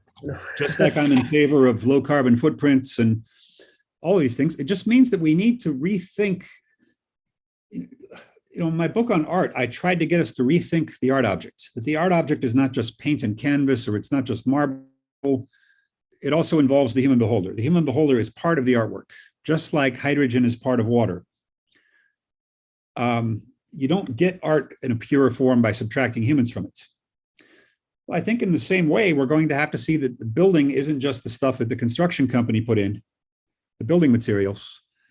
If we're going to have a viable architecture in a century of climate degradation, we're going to need to think of buildings as incorporating certain parts of the environment in themselves. And so I'm all in favor of an expanded concept of the architectural work as including plants, as including solar panels, whatever other tricks there are that architects are coming up with. That you will probably no more think of a building 100 years from now without plants and solar panels than you would think of a building without walls now. It's simply an essential part for architecture to survive in a new climate. And these things happen sometimes, right? That just like you, in dangerous places, people will not travel without guns. I knew people in Egypt who wouldn't go through the interior of Egypt, the middle part of it, without carrying a handgun in their car, because there are bandits in those parts. If you get away from the big cities and are out in the desert, it's actually dangerous. And so the Egyptians I know would carry guns with them. Well, I guess if that's the case, I never traveled there myself, but if it's really that dangerous, then you just have to get used to the fact that you need to carry a gun in those places. Just like you need to carry water and a radio if you go out in the deserts, because you don't want to get trapped there. Or just like you need to carry a spare tire in your car if you're traveling in an isolated place. So this often happens. This is not new with architecture and global warming. This has to do with the fact that if the environment changes enough, what belongs to an object has to be reconsidered. Every academic, every professor now needs a computer, and you probably need a laptop. I didn't own a computer until my final year as an undergraduate. I used a typewriter actually for the first couple of years. This is the late 1980s. It would be ridiculous now for me to have only a typewriter. I could not function as a professor. I would not be able to get email. Publishers won't take typewritten books anymore. So you simply assume now that an academic or a writer of philosophy books needs a laptop, needs an internet connection, and there's simply no way to avoid that. And it's probably going to be that way with buildings, that the biophilic components are simply going to be assumed as being part of the building, just like computer software is assumed. Does anyone actually design buildings with pencil and paper now? Maybe a few old-fashioned architects do, but no one my age or under does that because they all learned computer software starting in I think Columbia in the early 1990s was the first place with Schumi as dean. That's what I've heard. Now every architecture school in the world does this, right? Even in poor countries. Design with pen and paper and then move on to CAD. You do that? I think so. I think we all do. Oh, you all do? Yeah, because you need to get your ideas onto paper first. Okay, so maybe I'm overstating the case, but at least everyone has to learn the CAD. Yeah. That's right. I mean, you can't finalize a project without it. We actually have 3 more questions. That's fine. Let's see. do you think that the word you use, de-rationalize, has common ground with the word disjunction in the way Trumi uses it? What was the first word before disjunction? Has common, relationize has common ground with the word disjunction. Yes and no. I was just reading Architecture and Disjunction a couple days ago, so your question is very timely. When Schumi talks about disjunction, you have to remember that he's coming from an influence at the hands of Derrida, and that Schumi was put in the deconstructivist show for a reason. And yes, O has something in common with deconstructivism in the sense that disjunction and surprise and disunion are part of the O toolbox, no less than the deconstructivist toolbox, because just as Deleuzian currents of thought with continuity were reacting against deconstructivism, in a certain sense, O is reacting against Deleuzianism. Much as I love Deleuze, as funny as I find him, as fresh as I find him, O is at the end of the day a philosophy of disjunct objects that do make connections, but only indirectly and only in very difficult ways.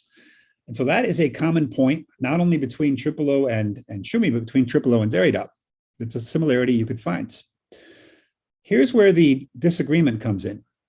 At the end of the day, Derrida is really an opponent of identity. Derrida does not like the idea that a thing is identical to itself, that there is a deep thing hidden behind all of its surface appearances, which is what Heidegger would say. When Heidegger critiques the metaphysics of presence, what he means is that the thing itself is absent. It's never going to be present, it's absent, it's hiding. And so all the appearances you see of the thing are present at hand, but the real thing is deeper. That's the part of Heidegger that Derrida rejects. He's not always clear as to whether he realizes that Heidegger rejects that. Derrida sometimes seems to think that he and Heidegger agree. They actually don't. Derrida simply pushes it a step further and says, there is no real absent thing that's hidden from us. That is still metaphysics, because that's identity, and identity is self-presence, and self-presence is another form of presence. My response to that is that self-presence isn't really something that exists. There's no such thing as self-presence. A thing is present. For a thing to be present to itself would mean to be looking at itself. And the only thing we know that can do that, humans, we can't really look at ourselves directly either. When I look at myself, I don't understand myself completely any more than you understand me. This is why psychoanalysis exists. We don't always understand ourselves and our motivations. Sometimes our friends give us better advice than we give ourselves. They know us better than we do. So Schumi, for me, is still a little too much in that Derridian tradition where the identity of the architectural object is something he rejects. And this is part of why he moves in the direction of events, because events are something that are not identical with the work itself, the architectural work itself, and therefore it seems to him less metaphysical in the bad sense. Whereas for me, events are fine, but events are just different kinds of objects that have the architectural object as one of its ingredients. So the assassination of Kennedy needed a tall building as one of its ingredients so that the supposed assassin, Lee Harvey Oswald, could go up to the 4th or 5th floor and have a high shooting place. So yes, the character of an architectural object becomes part of the character of the event that happens there, but that doesn't mean that the architectural object has no inherent quality. The Texas School Book Depository would still be the same color and shape and the same number of floors high, even if President Kennedy had not been killed there, even if the bullet had missed, or even if President Kennedy had never gone there and had survived to a normal lifespan. So those would be the basic similarities and differences between me and Schumi on those points. I find that I really like the Parc de la Villette, even if it doesn't really fit what Tripolo says. I simply enjoy it. And we have to be pluralists in that sense, right? Even a theory we don't necessarily agree with can produce wonderful things that we do like. Just like Derrida has some good books. Derrida is not my favorite philosopher, but he wrote some good books and he had some good ideas, and I have to admit that. Same with Deleuze. I hope that helped in response to your question. So we have Regan raising her hand, but I'm not a host, so I can't give her camera access. So if one of our hosts... Oh, Oğuz Karyemish, the translator of my book. Yeah. Is that who you meant? Thank you, Oğuz. No, there's Regan raising her hand, but we need one of the hosts to give her camera access. Hi, Regan. Hello, can you hear me clearly? I can, perfectly. Oh, okay. First of all, thank you so much for your presentation, and thanks to Bilgi University for preparing such an event. We read parts of your work in our class in ITU, so this is very timely for me too. But I wanted to ask something from a different part of your presentation. I hope you can excuse my curiosity. So when I was listening to you mentioning the metaphor the wine dark sea and comparing it to the literal statement, pen is like a pencil, I thought of the work of Lakoff and Johnson. I wondered, what do you think of the metaphors we use in our everyday lives? So it may sound like a literal statement, but there is metaphors buried in it, such as discussion is war and inflation is an entity. So that's my question. Thank you. That book is a classic, and I certainly plan to write something just on that book at some point because it's such a rich book. And you're right, everyday language is filled with congealed metaphors. And I don't do etymology as much as I should. I was more interested in it as an undergraduate. When you look up the histories of words, you often find wonderful metaphors that are lost. My favorite in English is window, which turns out to mean wind eye. It's an eye you can use to look out on the wind. What a beautiful word that must have been at first. What a striking metaphor that was when somebody came up with it. And now we no longer hear that. Most people don't even know that. You have to look in the Oxford English Dictionary to find out that that's where it came from. Part of the pleasure of reading Shakespeare is that he plays so many games with those things. If there's one thing that made me glad to be an English speaker, it's being able to read Shakespeare easily in the original. Just such a master of what he does with the roots of words and how he invents new words out of old ones. And of course, there are authors in every language who do this too. So yes, metaphor is very much there. And we should do our part to reawaken the metaphors at work in metaphors and theories. And over time, they tend to wear out, which ironically sometimes gets you taken more seriously as a philosopher, once people start getting used to your metaphors. So when I talk about vicarious causation, for example, the idea that things can affect each other indirectly, this word vicarious in English, which means you're living through somebody else or you're ruling through somebody else. So I'm living vicariously through my children means I'm getting so much pleasure for watching my children live, even though I can't do the things they do anymore because my knees hurt or something. I talked about vicarious causation for the first time, which is the idea that one thing can't directly affect another, but it indirectly affects another. Well, that was kind of metaphorical at first. It was meant to be metaphorical. And so a lot of people didn't accept it. But I've noticed that as people start getting used to the term, they can start thinking of it as a boring literal term, and they become more comfortable using it. That's just a fact of intellectual life, that people sometimes don't like the metaphors. But the public is new metaphors are springing up all the time in the public in hilarious ways. I'm shocked at the creativity of people on Twitter and of just people on the street in general. It seems like in the United States, every day I'm seeing new invented slang words that are very metaphorical in character, and it takes a few years before I stop laughing at them. And none of them is coming to mind right now, but this is almost a daily experience. Like what example would be, well,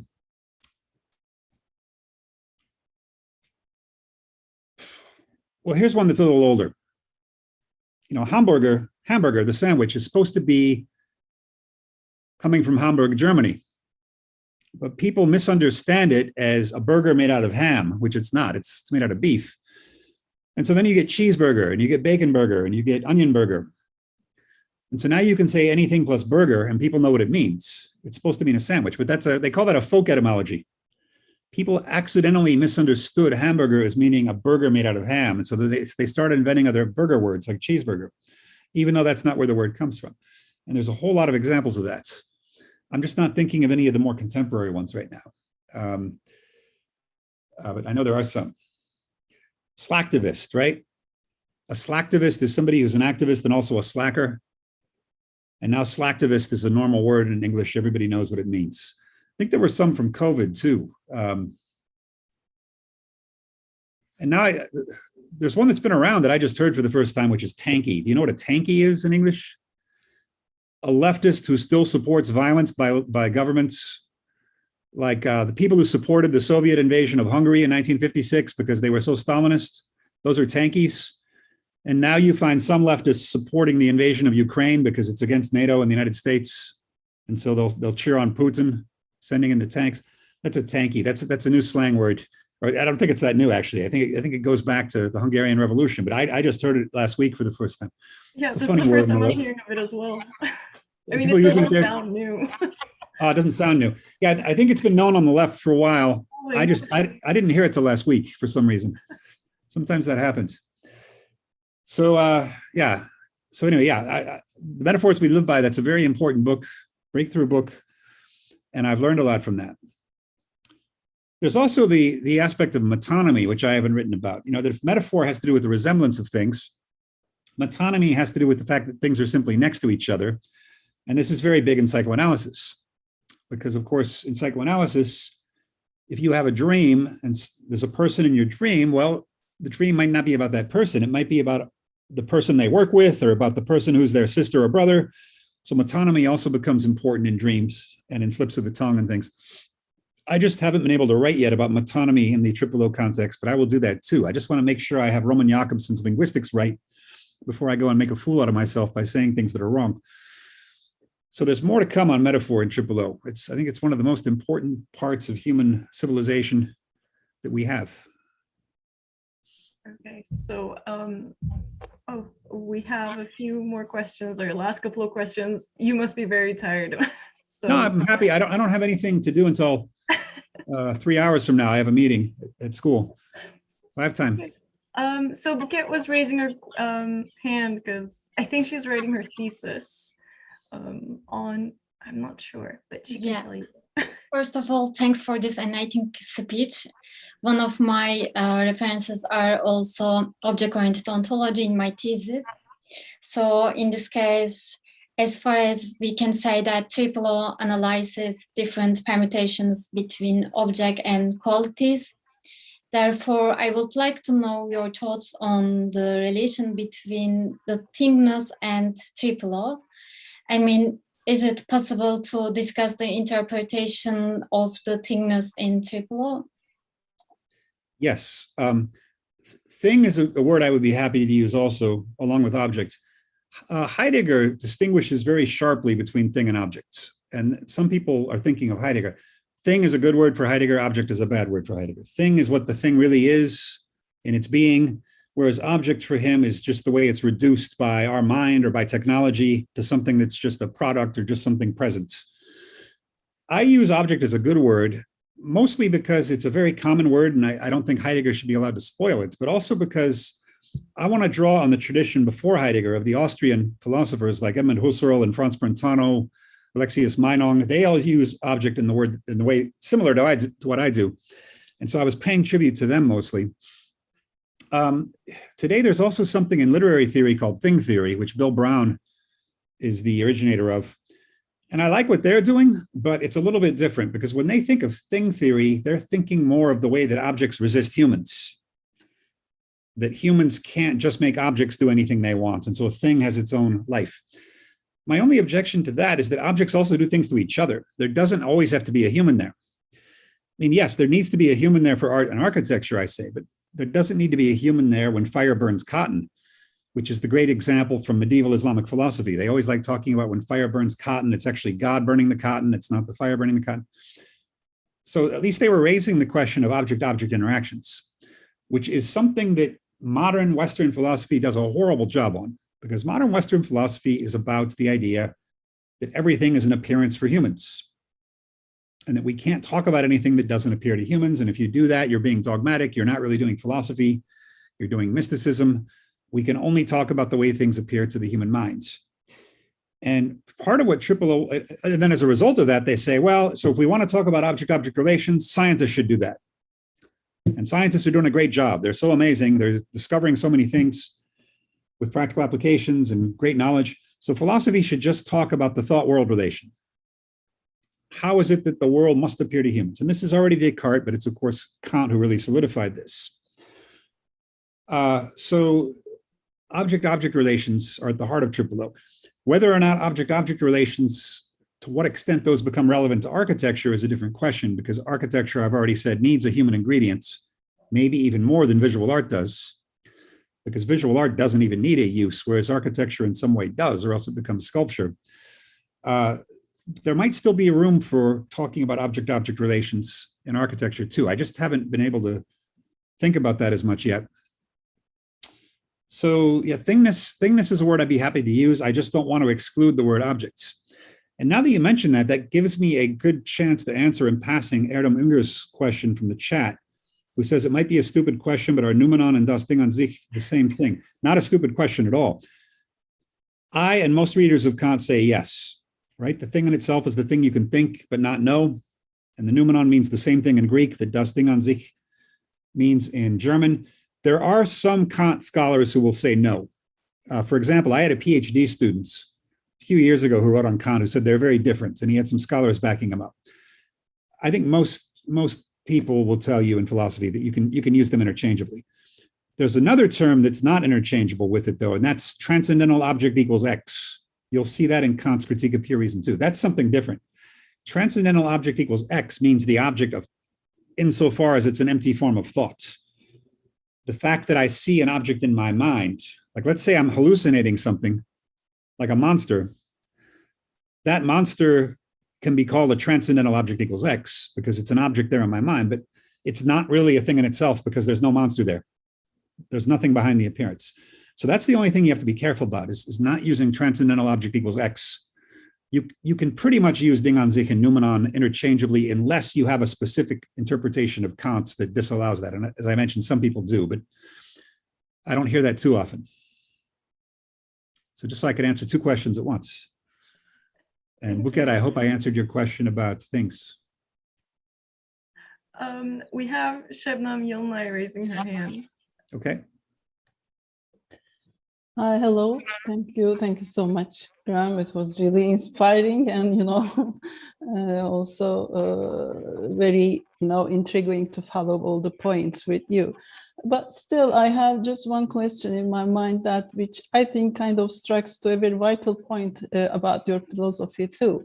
It is just about, since we are still thinking beings, among all these object-object relations, we are still, especially when we go through with perhaps a Heideggerian way of understanding that, especially his critique of this subject-object relations, or in question concerning technology, this kind of enframing, turning things into first pictures in the age of world picture, then into tools and a more instrumental grasp of things. But he kind of takes us to a further and perhaps a kind of a more elevated way of understanding things while standing in the midst of all, which kind of cracks our representational grasp of the world, first by changing it into objects, perhaps, and then reminding us, especially, I think it was in his discourse on thinking, with the term Gelassenheit, just setting free, the releasement of just and getting together with all the things in a more and further way of developing a dialogue with the things and offering our thought as a lending help or as an openness to the thing which would come into being at the same time. And especially his lectures on Hölderlin's hymn, which is formalized as homecoming through otherness, is also one of the striking points, according to me. So with all this discussion, with all this object-oriented ontology, wider understanding of things, object and object relations, will that guide us to a further awareness of things, or further awareness of understanding the world, relating to the world, which is kind of further over our just intellectual or mental understanding of things? And would that somehow take us to a point, I don't know what you think of on Donna Haraway's, books and discussions, especially on Sulusen, will that, bring us to a further elevated understanding of world where the equality of the things is the kind of the basic issue, perhaps? Is there any, links with that? Is kind of the question that I would like to ask when I catch you in person. And thank you for all. Thank you for yes. Haraway is very relevant, and also Karen Barad, who has worked closely with Haraway. As far as us being thinking creatures and trying to see the limitations of that standpoint, Heidegger does that as well as anyone, I think. The idea that thought is always objectifying, and it's therefore never going to get us the thing itself. There's a danger I would like to warn against, though, and I'm in the minority on this, but I'm quite convinced of this. A lot of times, when you see a summary of Heidegger's great discovery, when they talk about the tool analysis, which is also my favorite part of Heidegger, the part in Being in Time where he says, for the most part, we're not thinking about things, right? We are relying on them. We're using tools, we're sitting on a chair, we're breathing oxygen, and we're not thinking about these things. All very true. But a lot of people will say that's Heidegger is giving us a distinction between theory and practice. And this shows that practice is somehow deeper than theory. And then some philosophers will say, therefore, Heidegger wasn't really that original because John Dewey already said the same thing in American Pragmatism 20 years earlier, or 40 years earlier. The point I would say is that that's not all Heidegger is doing. Heidegger is not just giving us a difference between theory and practice. Sometimes he seems to think that's what he's doing. But practice doesn't really get us closer to reality that much more than thinking when you think about it. Because, all right, if I'm thinking about a chair, yes, I'm objectifying the chair. I'm not really grasping it in its being. But if I sit in a chair, the same thing is happening. I'm not having a direct contact with the chair because I have a human body. And so my human body cannot interact with the chair in a way that a cat body does, which is to use it as a bed, or the body of an insect, or even a raindrop. Simply because I'm human, I'm finite, and so I will interact with the chair in a human way. What's really interesting to me is the chair deeper than any relation with it, not just the chair in practice as opposed to theory, because in the end, practice and theory are both things that humans do. Even practice objectifies the world by reducing things to their usefulness for us. So I think we also have to look a level below practice. We have to look at the thing itself. And for me, aesthetics gets us a bit closer to that. And Heidegger sees this in part because he privileges poetic language in a way that most philosophers don't. And some people critique Heidegger for this. Alain Badiou, for example, says Heidegger stands for the poem and I stand for mathematics. That's Badiou's standpoint. I don't see that mathematics is going to necessarily get us closer to the thing than poetry either. I also don't think poetry is going to make the world directly visible. I don't think direct visibility is possible or even desirable. What it can do, I think, what aesthetics can do is draw our attention to the gap between reality and any expression of it. This is something that art, aesthetics more generally, is very good at. And it doesn't have to be art. It doesn't even have to be a metaphor. Sometimes just stating something in a very elegant way, in a way that really cuts to the heart of an issue, is enough to count as aesthetic. When somebody can simplify a problem in a way that it becomes really clear for the first time, that also has an aesthetic structure to it. And then also mathematics. Here's the funny thing. The group of people who are most likely to talk about beauty in academia today, it's not artists or even poets or even architects. Usually it's mathematicians and physicists these days who talk about beauty. Physicists will talk about the beautiful structure of the cosmos, and mathematicians even more so. Mathematicians will say, this is a beautiful proof you've discovered. They even have a thing that they call the book. The book means they think that God has a book containing not only the proofs of every mathematical theorem, but the most beautiful and elegant version of every proof of every mathematical theorem. So the most simple one. So for instance, in 1993, Fermat's last theorem was finally proven by Andrew Wiles, the British mathematician. And yet the proof is something like 400 pages, or something, hundreds of pages. That can't possibly have been what Fermat claimed his solution was, right? Fermat claimed he was able to write, if he wanted to, he could write down the solution in the margin of a book. So it should have been only a few lines long, not 400 pages. And so assuming that Fermat was right, there's still a proof of his last theorem out there that's only 5 or 6 lines maybe, or maybe even less. And maybe someday someone will discover that. And so it's not enough to just have proven it. You have to find absolutely the most beautiful, simple, and elegant proof of the solution.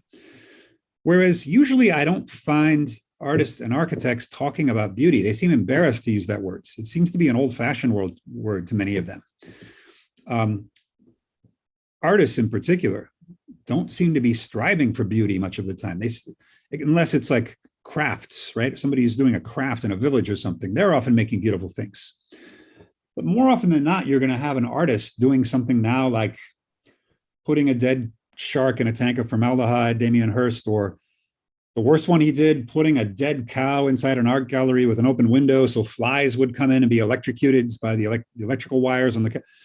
There's no attempt to be beautiful. He's almost trying to be ugly there, ugly and violent. And yet it's considered art, probably because Duchamp tried to get us to think of art not as optical beauty, but as a prod to thought, right? And so maybe Damien Hirst believes he can make us think by electrocuting flies that come to a dead cow body. So it's really science and mathematics that have picked up beauty. It's kind of funny how that's happened. Maybe that'll reverse again. But I would encourage architects to talk about beauty. It shouldn't be a shame word.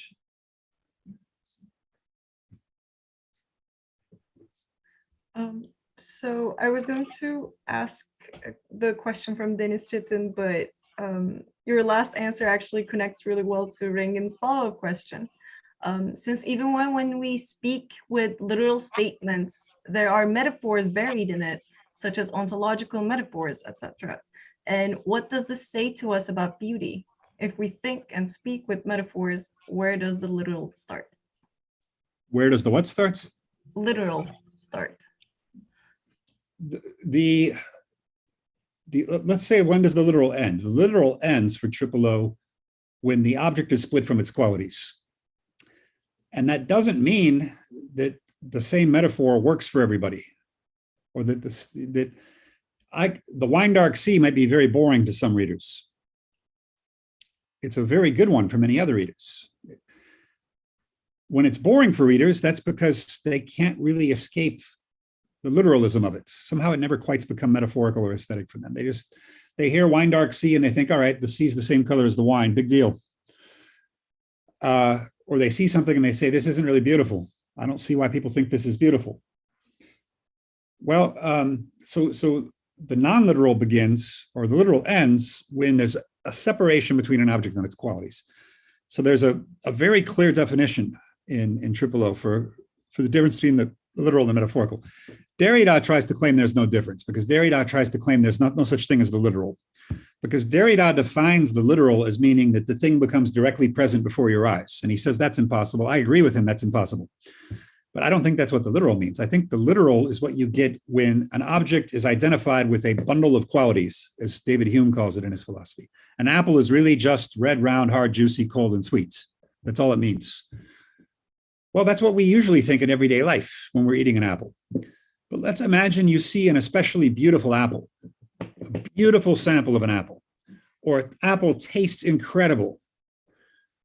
Or you see an apple painted in a Cézanne painting in an incredible way, so that you have an aesthetic experience. That's a case where you see, hey, the apple is actually a bit more somehow than the qualities that I can make a list of. There's a certain je ne sais quoi, there's a spirit of the thing that goes beyond the qualities that I can describe. It's no longer a literal experience. And then you talked about metaphors buried in literal language. Yes, because metaphors don't last forever usually. Anything can become boring when you look at it too much. That may be your fault. It may not be the object's fault, right? That if you read the same book over and over again, it might start to get boring. That's one of your challenges as a reader, is to rediscover a book or to rediscover a friend. Maybe your relation with a friend has kind of lost its spice and you need to do something new with them that you've never done before. So part of the burden is on you to appreciate a thing, but sometimes we just get worn out by looking at a thing or hearing a thing too many times. And this is why new metaphors need to be created, and old metaphors tend to become worn out. And of course, that's been said for a long time by many people. That's not an original idea itself. The original idea is the idea that literalism ends when the object and its qualities split.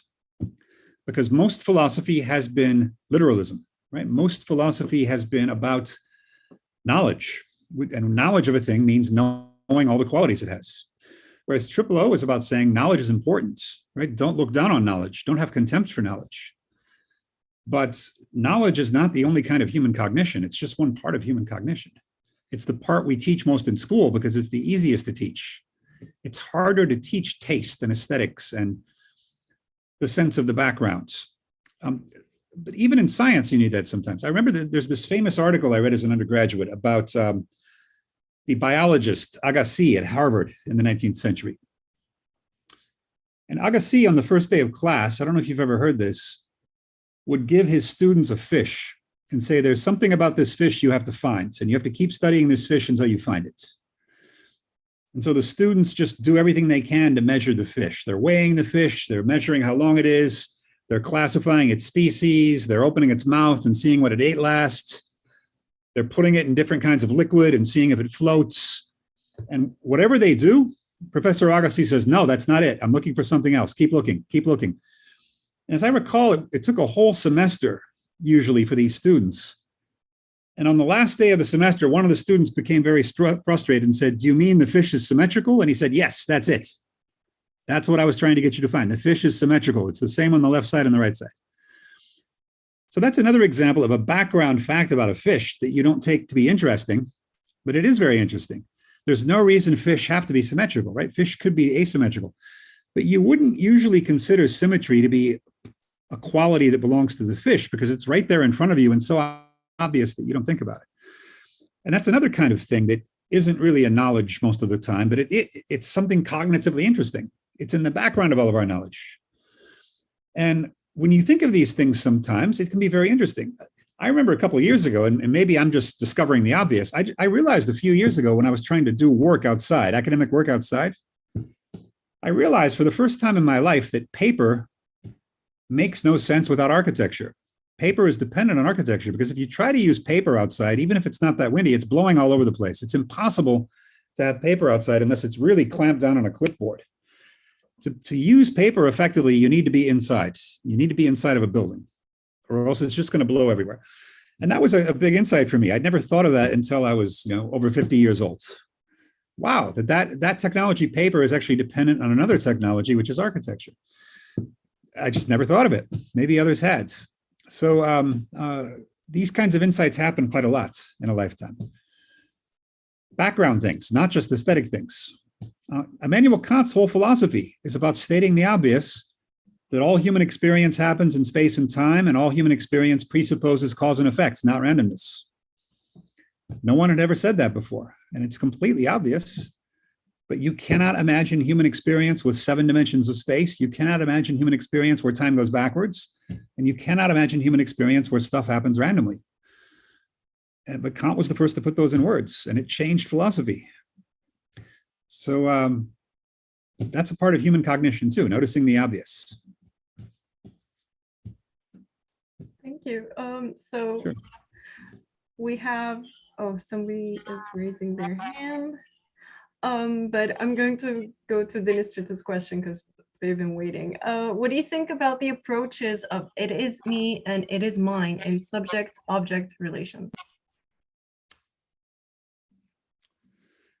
The subject-object relation is certainly a real one in the sense that there is a self. And I do agree with modern philosophy in the sense that there is some difficulty in getting outside the self. I don't think it's just a human problem. That's my main difference from Kant.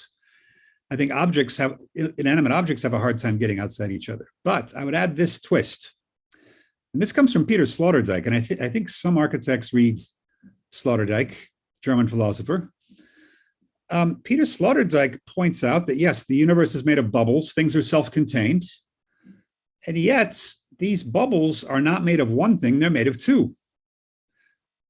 And he starts off by saying, the child's first bubble involves the mother, right? The child starts off inside of the mother. The child is hearing the vibrations from the mother's voice. And so the child is very familiar with the mother's voice vibrating throughout the body, even before being born. Once the child is born, the child is very locked into the mother. And so it's a two-person bubble. It's not a one-person bubble so much. The child is forming their whole personality based on interactions with the mother. And Melanie Klein built her whole psychoanalysis out of this, of course. all object relations for Melanie Klein are forms of the relation with the mother's body. And so the psychoanalysis has explored this. And then gradually over time, the child breaks off of that one-to-one bubble with the mother and forms bubbles with other objects and other people. And I would say the same thing with objects, inanimate objects, that bubbles are usually, vacuums and I-ness are usually two-term relations, not one-term relations. So it's not necessarily true that we make a big distinction between ourselves and the world. First, it's you and your mother versus the world, maybe. There's you and your mother and there's everything else. And then maybe gradually over time, hopefully, you break out of that relation with your mother and form adult relationships with other humans, with animals, with objects. And Sloterdijk bases his whole philosophy on that. And Sloterdijk is an interesting puzzle for me because he's almost not dense enough. You want your philosophers to be more difficult in a way, right? In some ways, people like their philosophers to be like Hegel, where every sentence is a struggle, or Heidegger, where you have to work hard every sentence, every paragraph. Because even though it's hard work, you at least get what all their major principles are because they're putting them on the page. They're just hard to master at first. Then you get someone like Sloterdijk, and there are other philosophers like this too. I would say John Dewey, I would say Jose Ortega y Gasset, and others, where Sloterdijk is easy to read. He's a nice stylist. He makes jokes. His sentences are not difficult. Someone compared him to like using the metro. Anybody can get on and use the metro. It's not hard. But sometimes you can read 700 pages of Sloterdijk and you still say, I don't really know what he's up to. What's he doing?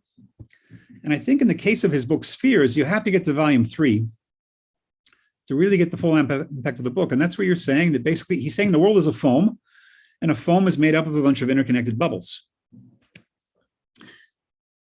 And family units tend to be bubbles. Society is made of bubbles, which are family units. And he has very powerful writing about how self-enclosed those things are. Here's one of his funny examples. You could live right next door to Einstein and never learn anything about the universe, right? In order to learn something from Einstein about the universe, you need to be in dialogue with him. You probably need to have some scientific knowledge. You need to knock on his door and ask him about it. And he might even be annoyed. He might not want to talk to his neighbors about physics, right? And Sloterdijk pushes it a bit further and says the Son of God could live on the same floor as you. And yet you wouldn't learn anything more about the universe. It might take years for you to realize that's who it was, or you might never realize that's who it was on your floor. So the point he's trying to make is that even though we think we're in a society, we think we're in a big society with all these people. Well, yeah, but actually I spend 90% of my time with my wife, talking only to my wife. That's the primary bubble I live in, is in our apartment, just the two of us talking.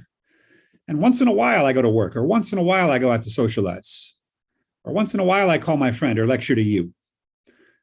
And you guys have no idea what our apartment is like. You've never seen it. You don't know what my conversations with my wife are like. Okay, she's Turkish. You guys are, many of you are Turkish, so you could speak Turkish with her. You could understand her better than some of my American friends, though she also speaks English. But you still have no idea about most of my life. I have no idea about most of your life, because most of our life is simply at home with family and friends, right? And again, your relationship with your mother, which according to Melanie Klein is the primary relationship that shapes all other relations for the rest of your life. I have no idea what any of your relations with your mother are. You don't even know what my mother's name is or what she's like. And that is a huge part of all of our lives. We have these very intimate personal spheres. And so, yeah, we're in a society, but we are interacting in this society in only the most superficial possible way. I interact with my SciArc colleagues only on the level of my SciArc stuff, which classes I'm teaching. Hey, how are you? Society really only deals with a small amount of each of us. And that's the part that Sloterdijk borrows from Niklas Luhmann, the great German sociologist. Luhmann maybe overdoes it, but Luhmann thinks systems really can't communicate with each other. They can never get inside each other. And that's why he's such a political pessimist. He says, don't even bother protesting, because your protests are just going to be, in America, when people protested the Iraq War, President George Bush at the time said, isn't that great? We're in America and people have the freedom to protest, unlike in Iraq with Saddam. So he just turned the protests into another great thing about America. And Luhmann thinks that's what's always going to happen with protests. Now, of course, that's not totally true. I was in Egypt also during the revolution, and I saw the protests turn into something very big, very much bigger. even though it turned out disappointing. I would say the Egyptians have a worse government now than they had under Mubarak. That's my opinion. But it was very exciting at the time. These protests actually changed something for a while. It felt really like being in the 1960s. It felt like being in a place where political change was happening. It was wonderful. And so that can happen sometimes. It has happened in history. A lot of times it fails, but it can happen. And there are other revolutions, not just in politics. I was very excited to be present when speculative realism was born in philosophy. And even though some of the members no longer like it anymore, I still feel very excited whenever I think back to that workshop at Goldsmiths in 2007. I feel like we started something new in philosophy. I will never renounce that, even if some of the members did. And there's something very exciting about that changed my life and so on. But otherwise, we are very much trapped in our little bubbles. And again, it's fine, Canan and Iram, it's fine to broadcast this on YouTube. I get my permission for that. It gives more people a chance to watch it. Here's the funny thing though, at one point we had 93 people, then we were down into the 30s, and now we're back up into 42. So somehow more people joined than a few minutes ago. We have a question from Afshar Gürpınar. Actually, maybe we can allow microphone access if they're still here. Okay. Hi, Graham. Yes, hi. Hello. In Triple O, in the book, you were talking about how certain philosophies are prone to be misinterpreted by architects or architecture in discipline, and that Triple O might be sharing the same fate. During these years, have you witnessed something like that, or do you think it's safe from misinterpretation? Thank you. I should say that I think architects are more worried about that than I am. I often hear architects saying things like, we should stop trying to use philosophers as inspiration because people read Deleuze and they just put a bunch of folds on their building. I think some of that happened, but I don't think that's most of what happened. I think people made very intelligent uses of Deleuze in architecture and intelligent uses of Derrida and Heidegger. And I think some architects have overreacted to that and said that we should only focus on internal disciplinary architectural stuff like elevators and air conditioning and materials and things of that same nature. And I wouldn't agree with that, because architecture is one of those fields that has to deal with everything, right? Architects have to understand economics and construction and history, and architects are impresarios who have to deal with all kinds of disciplines, and there's no way to avoid that. You have to study it as a project site, even the history of a project site. You have to study the political sensitivities around a certain structure. So why only exclude philosophy? You can't exclude any of that other stuff. So what's wrong about reading philosophers? And yes, you could try to, it's possible someone will literally misinterpret a philosophy and make architecture out of it, but I think that's less likely to happen than some people think, because there's no way to literally turn philosophy into an architecture anyway, right? Architecture is a three-dimensional discipline that works with physical materials and that works with pre-existent historical sites and works with all kinds of factors that are irrelevant to philosophers. There was that famous exchange of open letters between Eisenman and Derrida, and I actually agree with Eisenman in that exchange, because Derrida is basically being very fussy and saying that Eisenman is misunderstanding the word Cora as just meaning an empty place.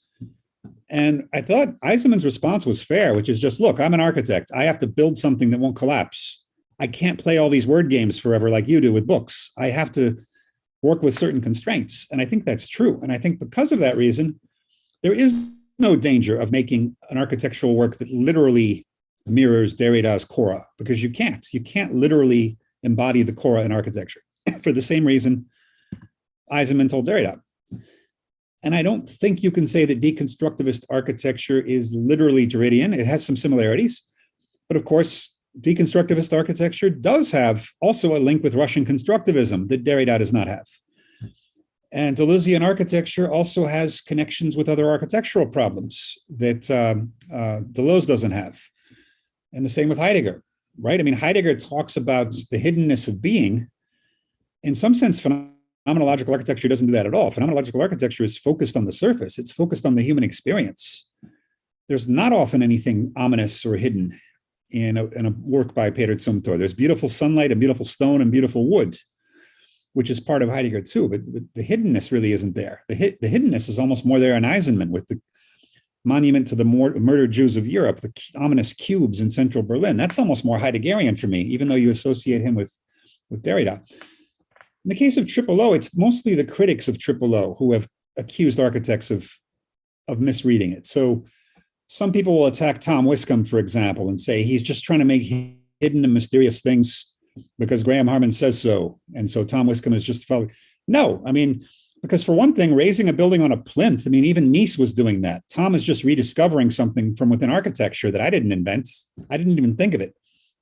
It's an architectural trope that Tom regained. And the same with the tension between the envelope and the mass of a building. I never would have thought of that. That's something architectural that Tom emphasized because of what he had in Triple O. And what was the other thing? The hiding volumes in a sack. I didn't even understand that at first when I read it. He had to explain to me how that was related to Triple O. And I finally saw it. And Mark Foster Gage does a totally different thing, right? The fact that Mark Foster Gage has a totally different use of Triple O in architecture that has nothing hidden at all, right? There's nothing at all hidden in Mark's designs. What he does instead is create a super ornate Baroque or Gothic surface facade, right? Where there's just so many objects, you can't handle it. You can't weave them all together in memory. That's also Triple O in a way, because remember, Triple O isn't just about hidden objects. It's also about the tension between an object and its qualities. And by adding so many objects to a building, to the facade, you're creating a real tension in a different way between the building and the facade, because you can't say, oh, this building is just a sum of 750 Teletubbies and superheroes that Mark Foster Gage bundled together. No, there's too many. You can't do that. You can't do that. So I really haven't seen a lot of misunderstanding of Triple O in architecture. It's the critics who say that. And Patrick Schumacher was demanding that it's time for us to tell him what Triple O architecture is because it's been 10 years. No, I can't do that because I don't have the disciplinary knowledge. Also, it sometimes takes decades for things to become. I'm talking about there's a Hungarian philosopher of science, Imre Lakatos, who says you have to be very patient with new scientific research programs because they can be promising at first without being what he calls progressive research programs that are able to point to definite results and draw lots of followers, participants. And I think it's very much the same in architecture. The thing that a style can be around for a while before anyone picks up on it. In physics, string theory began in the 1960s, right, as a mathematical exercise, but it wasn't until the 1980s that string theory became a viable theory of physics. Until today, it's still the dominant theory of physics. It takes a while, and I'm willing to wait a bit on the architecture. Let's wait till a whole generation of students has been through their Triple O professors and see what people come up with. So I think a lot of times the accusation of misunderstanding is something used by critics, or it's something that architects say when they are unnecessarily afraid of philosophy. Because in a sense, it's not hard to get the basic sense of a philosophy. To be a scholarly expert on Deleuze, yeah, you better spend years reading all of his stuff and reading it in the original language, but you can probably read 3 or 4 books of Deleuze as an architect, and that's more than enough, right? Read his 3 or maybe even a couple of books, or read a couple of books of Heidegger. You've probably understood enough Heidegger to get some architectural use out of it, because sometimes a first surface acquaintance with something is very powerful. Maybe not for scholarly purposes of expertise, but just like a lot of times your first trip to a city is the most magical one and leaves the deepest impression. By now, I've been to Istanbul dozens of times, but I will never forget my first trip to Istanbul, how special and how magical it was, and how each building was so unique and unusual. And I didn't know my way around the city, so the city seemed so complicated. I didn't know how to get from one part to the next. And I'd find new streets every 5 minutes. And I still treasure that first memory of Istanbul, even though I still love going there. It never loses its magic for me. It's one of the world's great cities, but nothing is like the first time. First time I started riding on the ferry boats to random islands and things, that was really something special. And now I'm kind of reliving that through, what's the dog's name in your city now who rides the metro? Bougie. Yeah, Bougie, right. And now he goes to Buyukata. He's been adopted by the Koch family. Oh, okay. Because I liked that he was going to Buyukata on the weekends, and he was really like a real Istanbul resident. Yeah. I've seen him a lot. I mean, all over the city. He's been everywhere. When I first read about him last fall, that was when I identified with him. Like I remembered being like not quite a kid, but a young adult riding around Istanbul for the first time and just feeling in love with the place. So sometimes the first impression is the best. I mean, you always learn more you learn more about Istanbul with time. You learn the best cafes and neighborhoods and things, but something special about the first time. Getting lost is the best, I think. What's that? Getting lost. Getting in a lost. city that you've never been before. I think that's the best part. Exactly. Not knowing where you're going. That's right. Okay, so let's allow one more question. I know Alperen has a question. Okay. Thank you for taking time with us. Can you hear me right now? Because I'm not quite sure. Can you hear me? Yes, I can. Okay. You mentioned Mark Foster Gage, and he is also relates his works to object-oriented ontology. Mm-hmm. And in his writing Killing Simplicity, he begins with the distinction between the modern architecture and the possible, let's say, object-oriented architecture, right? And he says that the idealism that modernism bring is problematic because we cannot solve the problems, we cannot define the problems. We are not like that. Architects doesn't have such power. You also mentioned that the ecological crises, architects try to solve them, but it will vanish at some point, right? You know, we cannot solve these problems. At one hand, we have this criticism of idealism, and we also have Timothy Morton's dark ecology. He is also related to object-oriented ontology.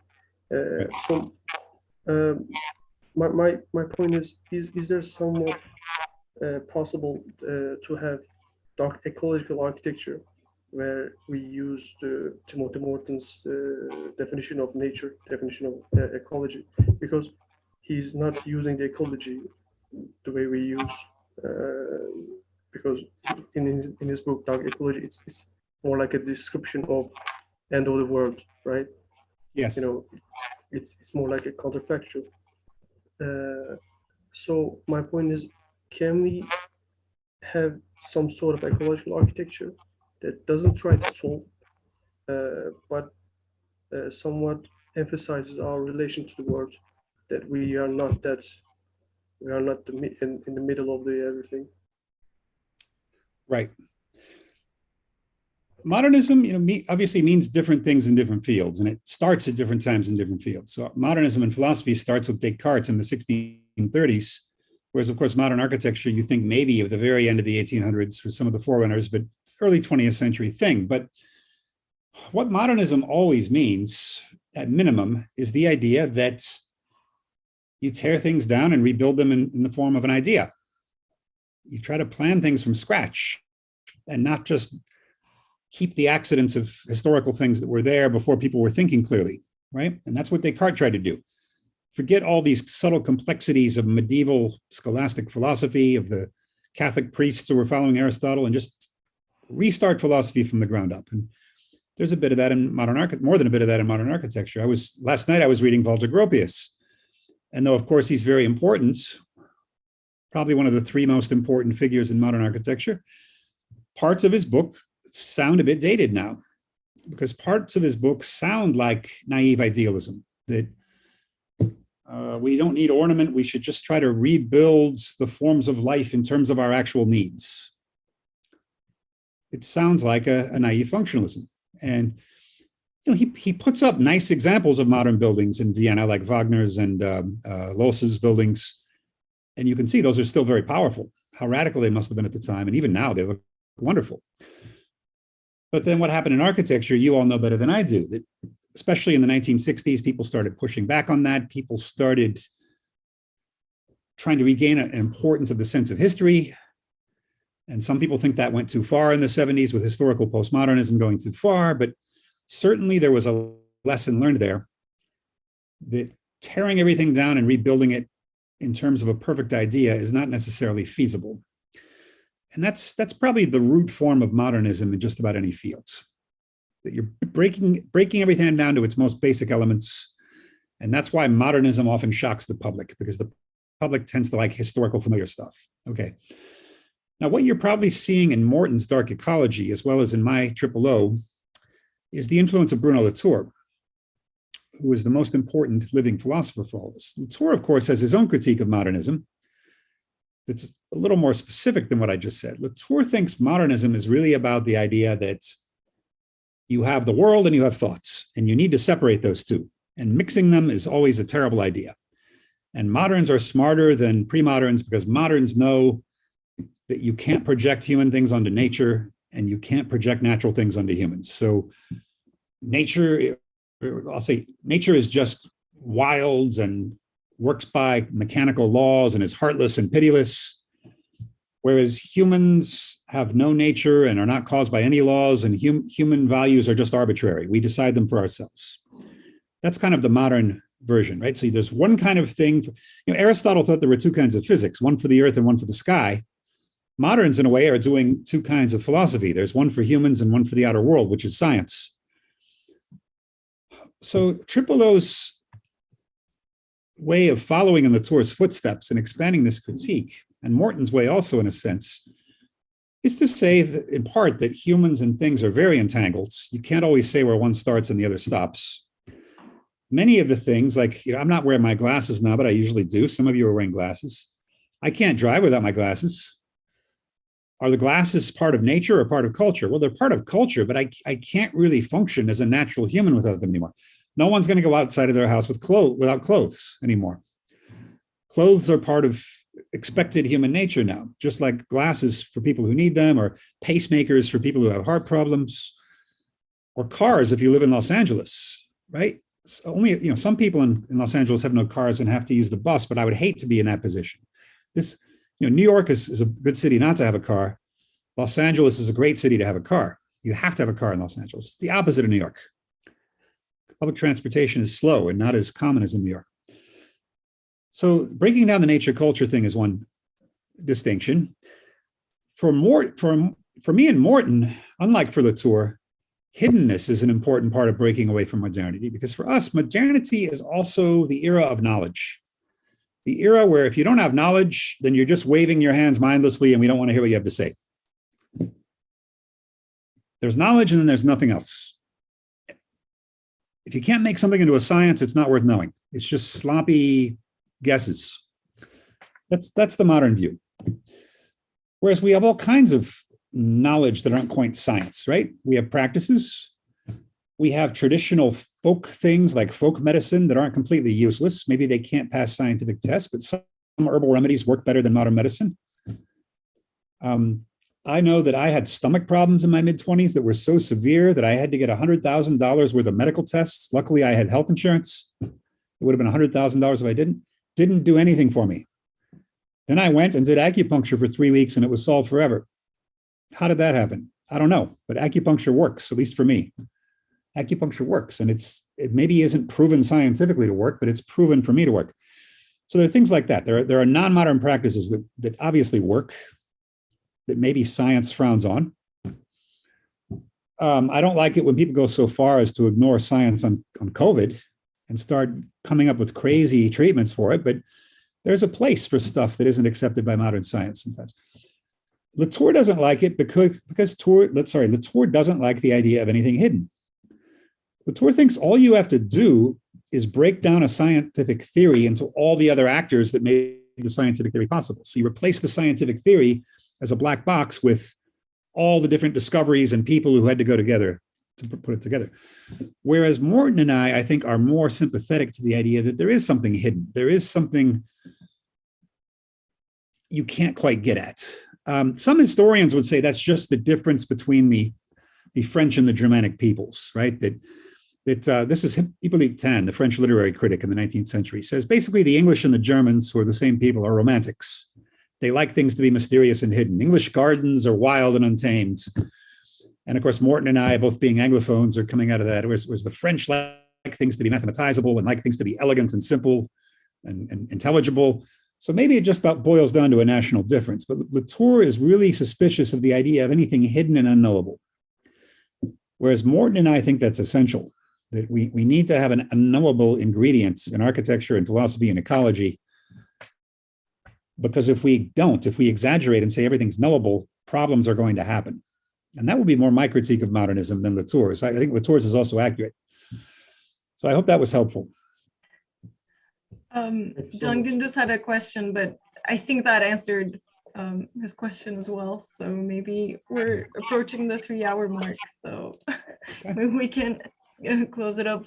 Thank you so much for taking the time to present the course for us today. And I'd like to extend a thank you to our professors and our team for organizing this wonderful event. And finally, I'd like to thank all of our audience members for their amazing questions. So on March 22nd, Space Talks will be welcoming a founding member of Design for All Europe, Pete Kircher, with his talk on inclusive design. So stay tuned for our upcoming sessions and we'll see you then. And thanks to all of you too. And I just want to give you a pleasant reminder here that if you're ever bored or sad someday, try to remember you live in one of the world's most fantastic places of all time. And maybe it'll make you happy again. Napoleon said, if the world had a capital, it would be Istanbul. You may have heard that one. And he said that I wrote that in my thesis, in my bachelor's thesis. That was my beginning sentence. It's got everything. It's got historic stuff. It's got water. It's got, what else could you want? Istanbul is the place. So. Hope to see you in this wonderful city then. I would love to see you all there. Yeah. Okay. Thank you. Thank you so much. Thank you so much. Yeah. Bye. That was Have a great day. fantastic. Bye. Thank you. Thank you.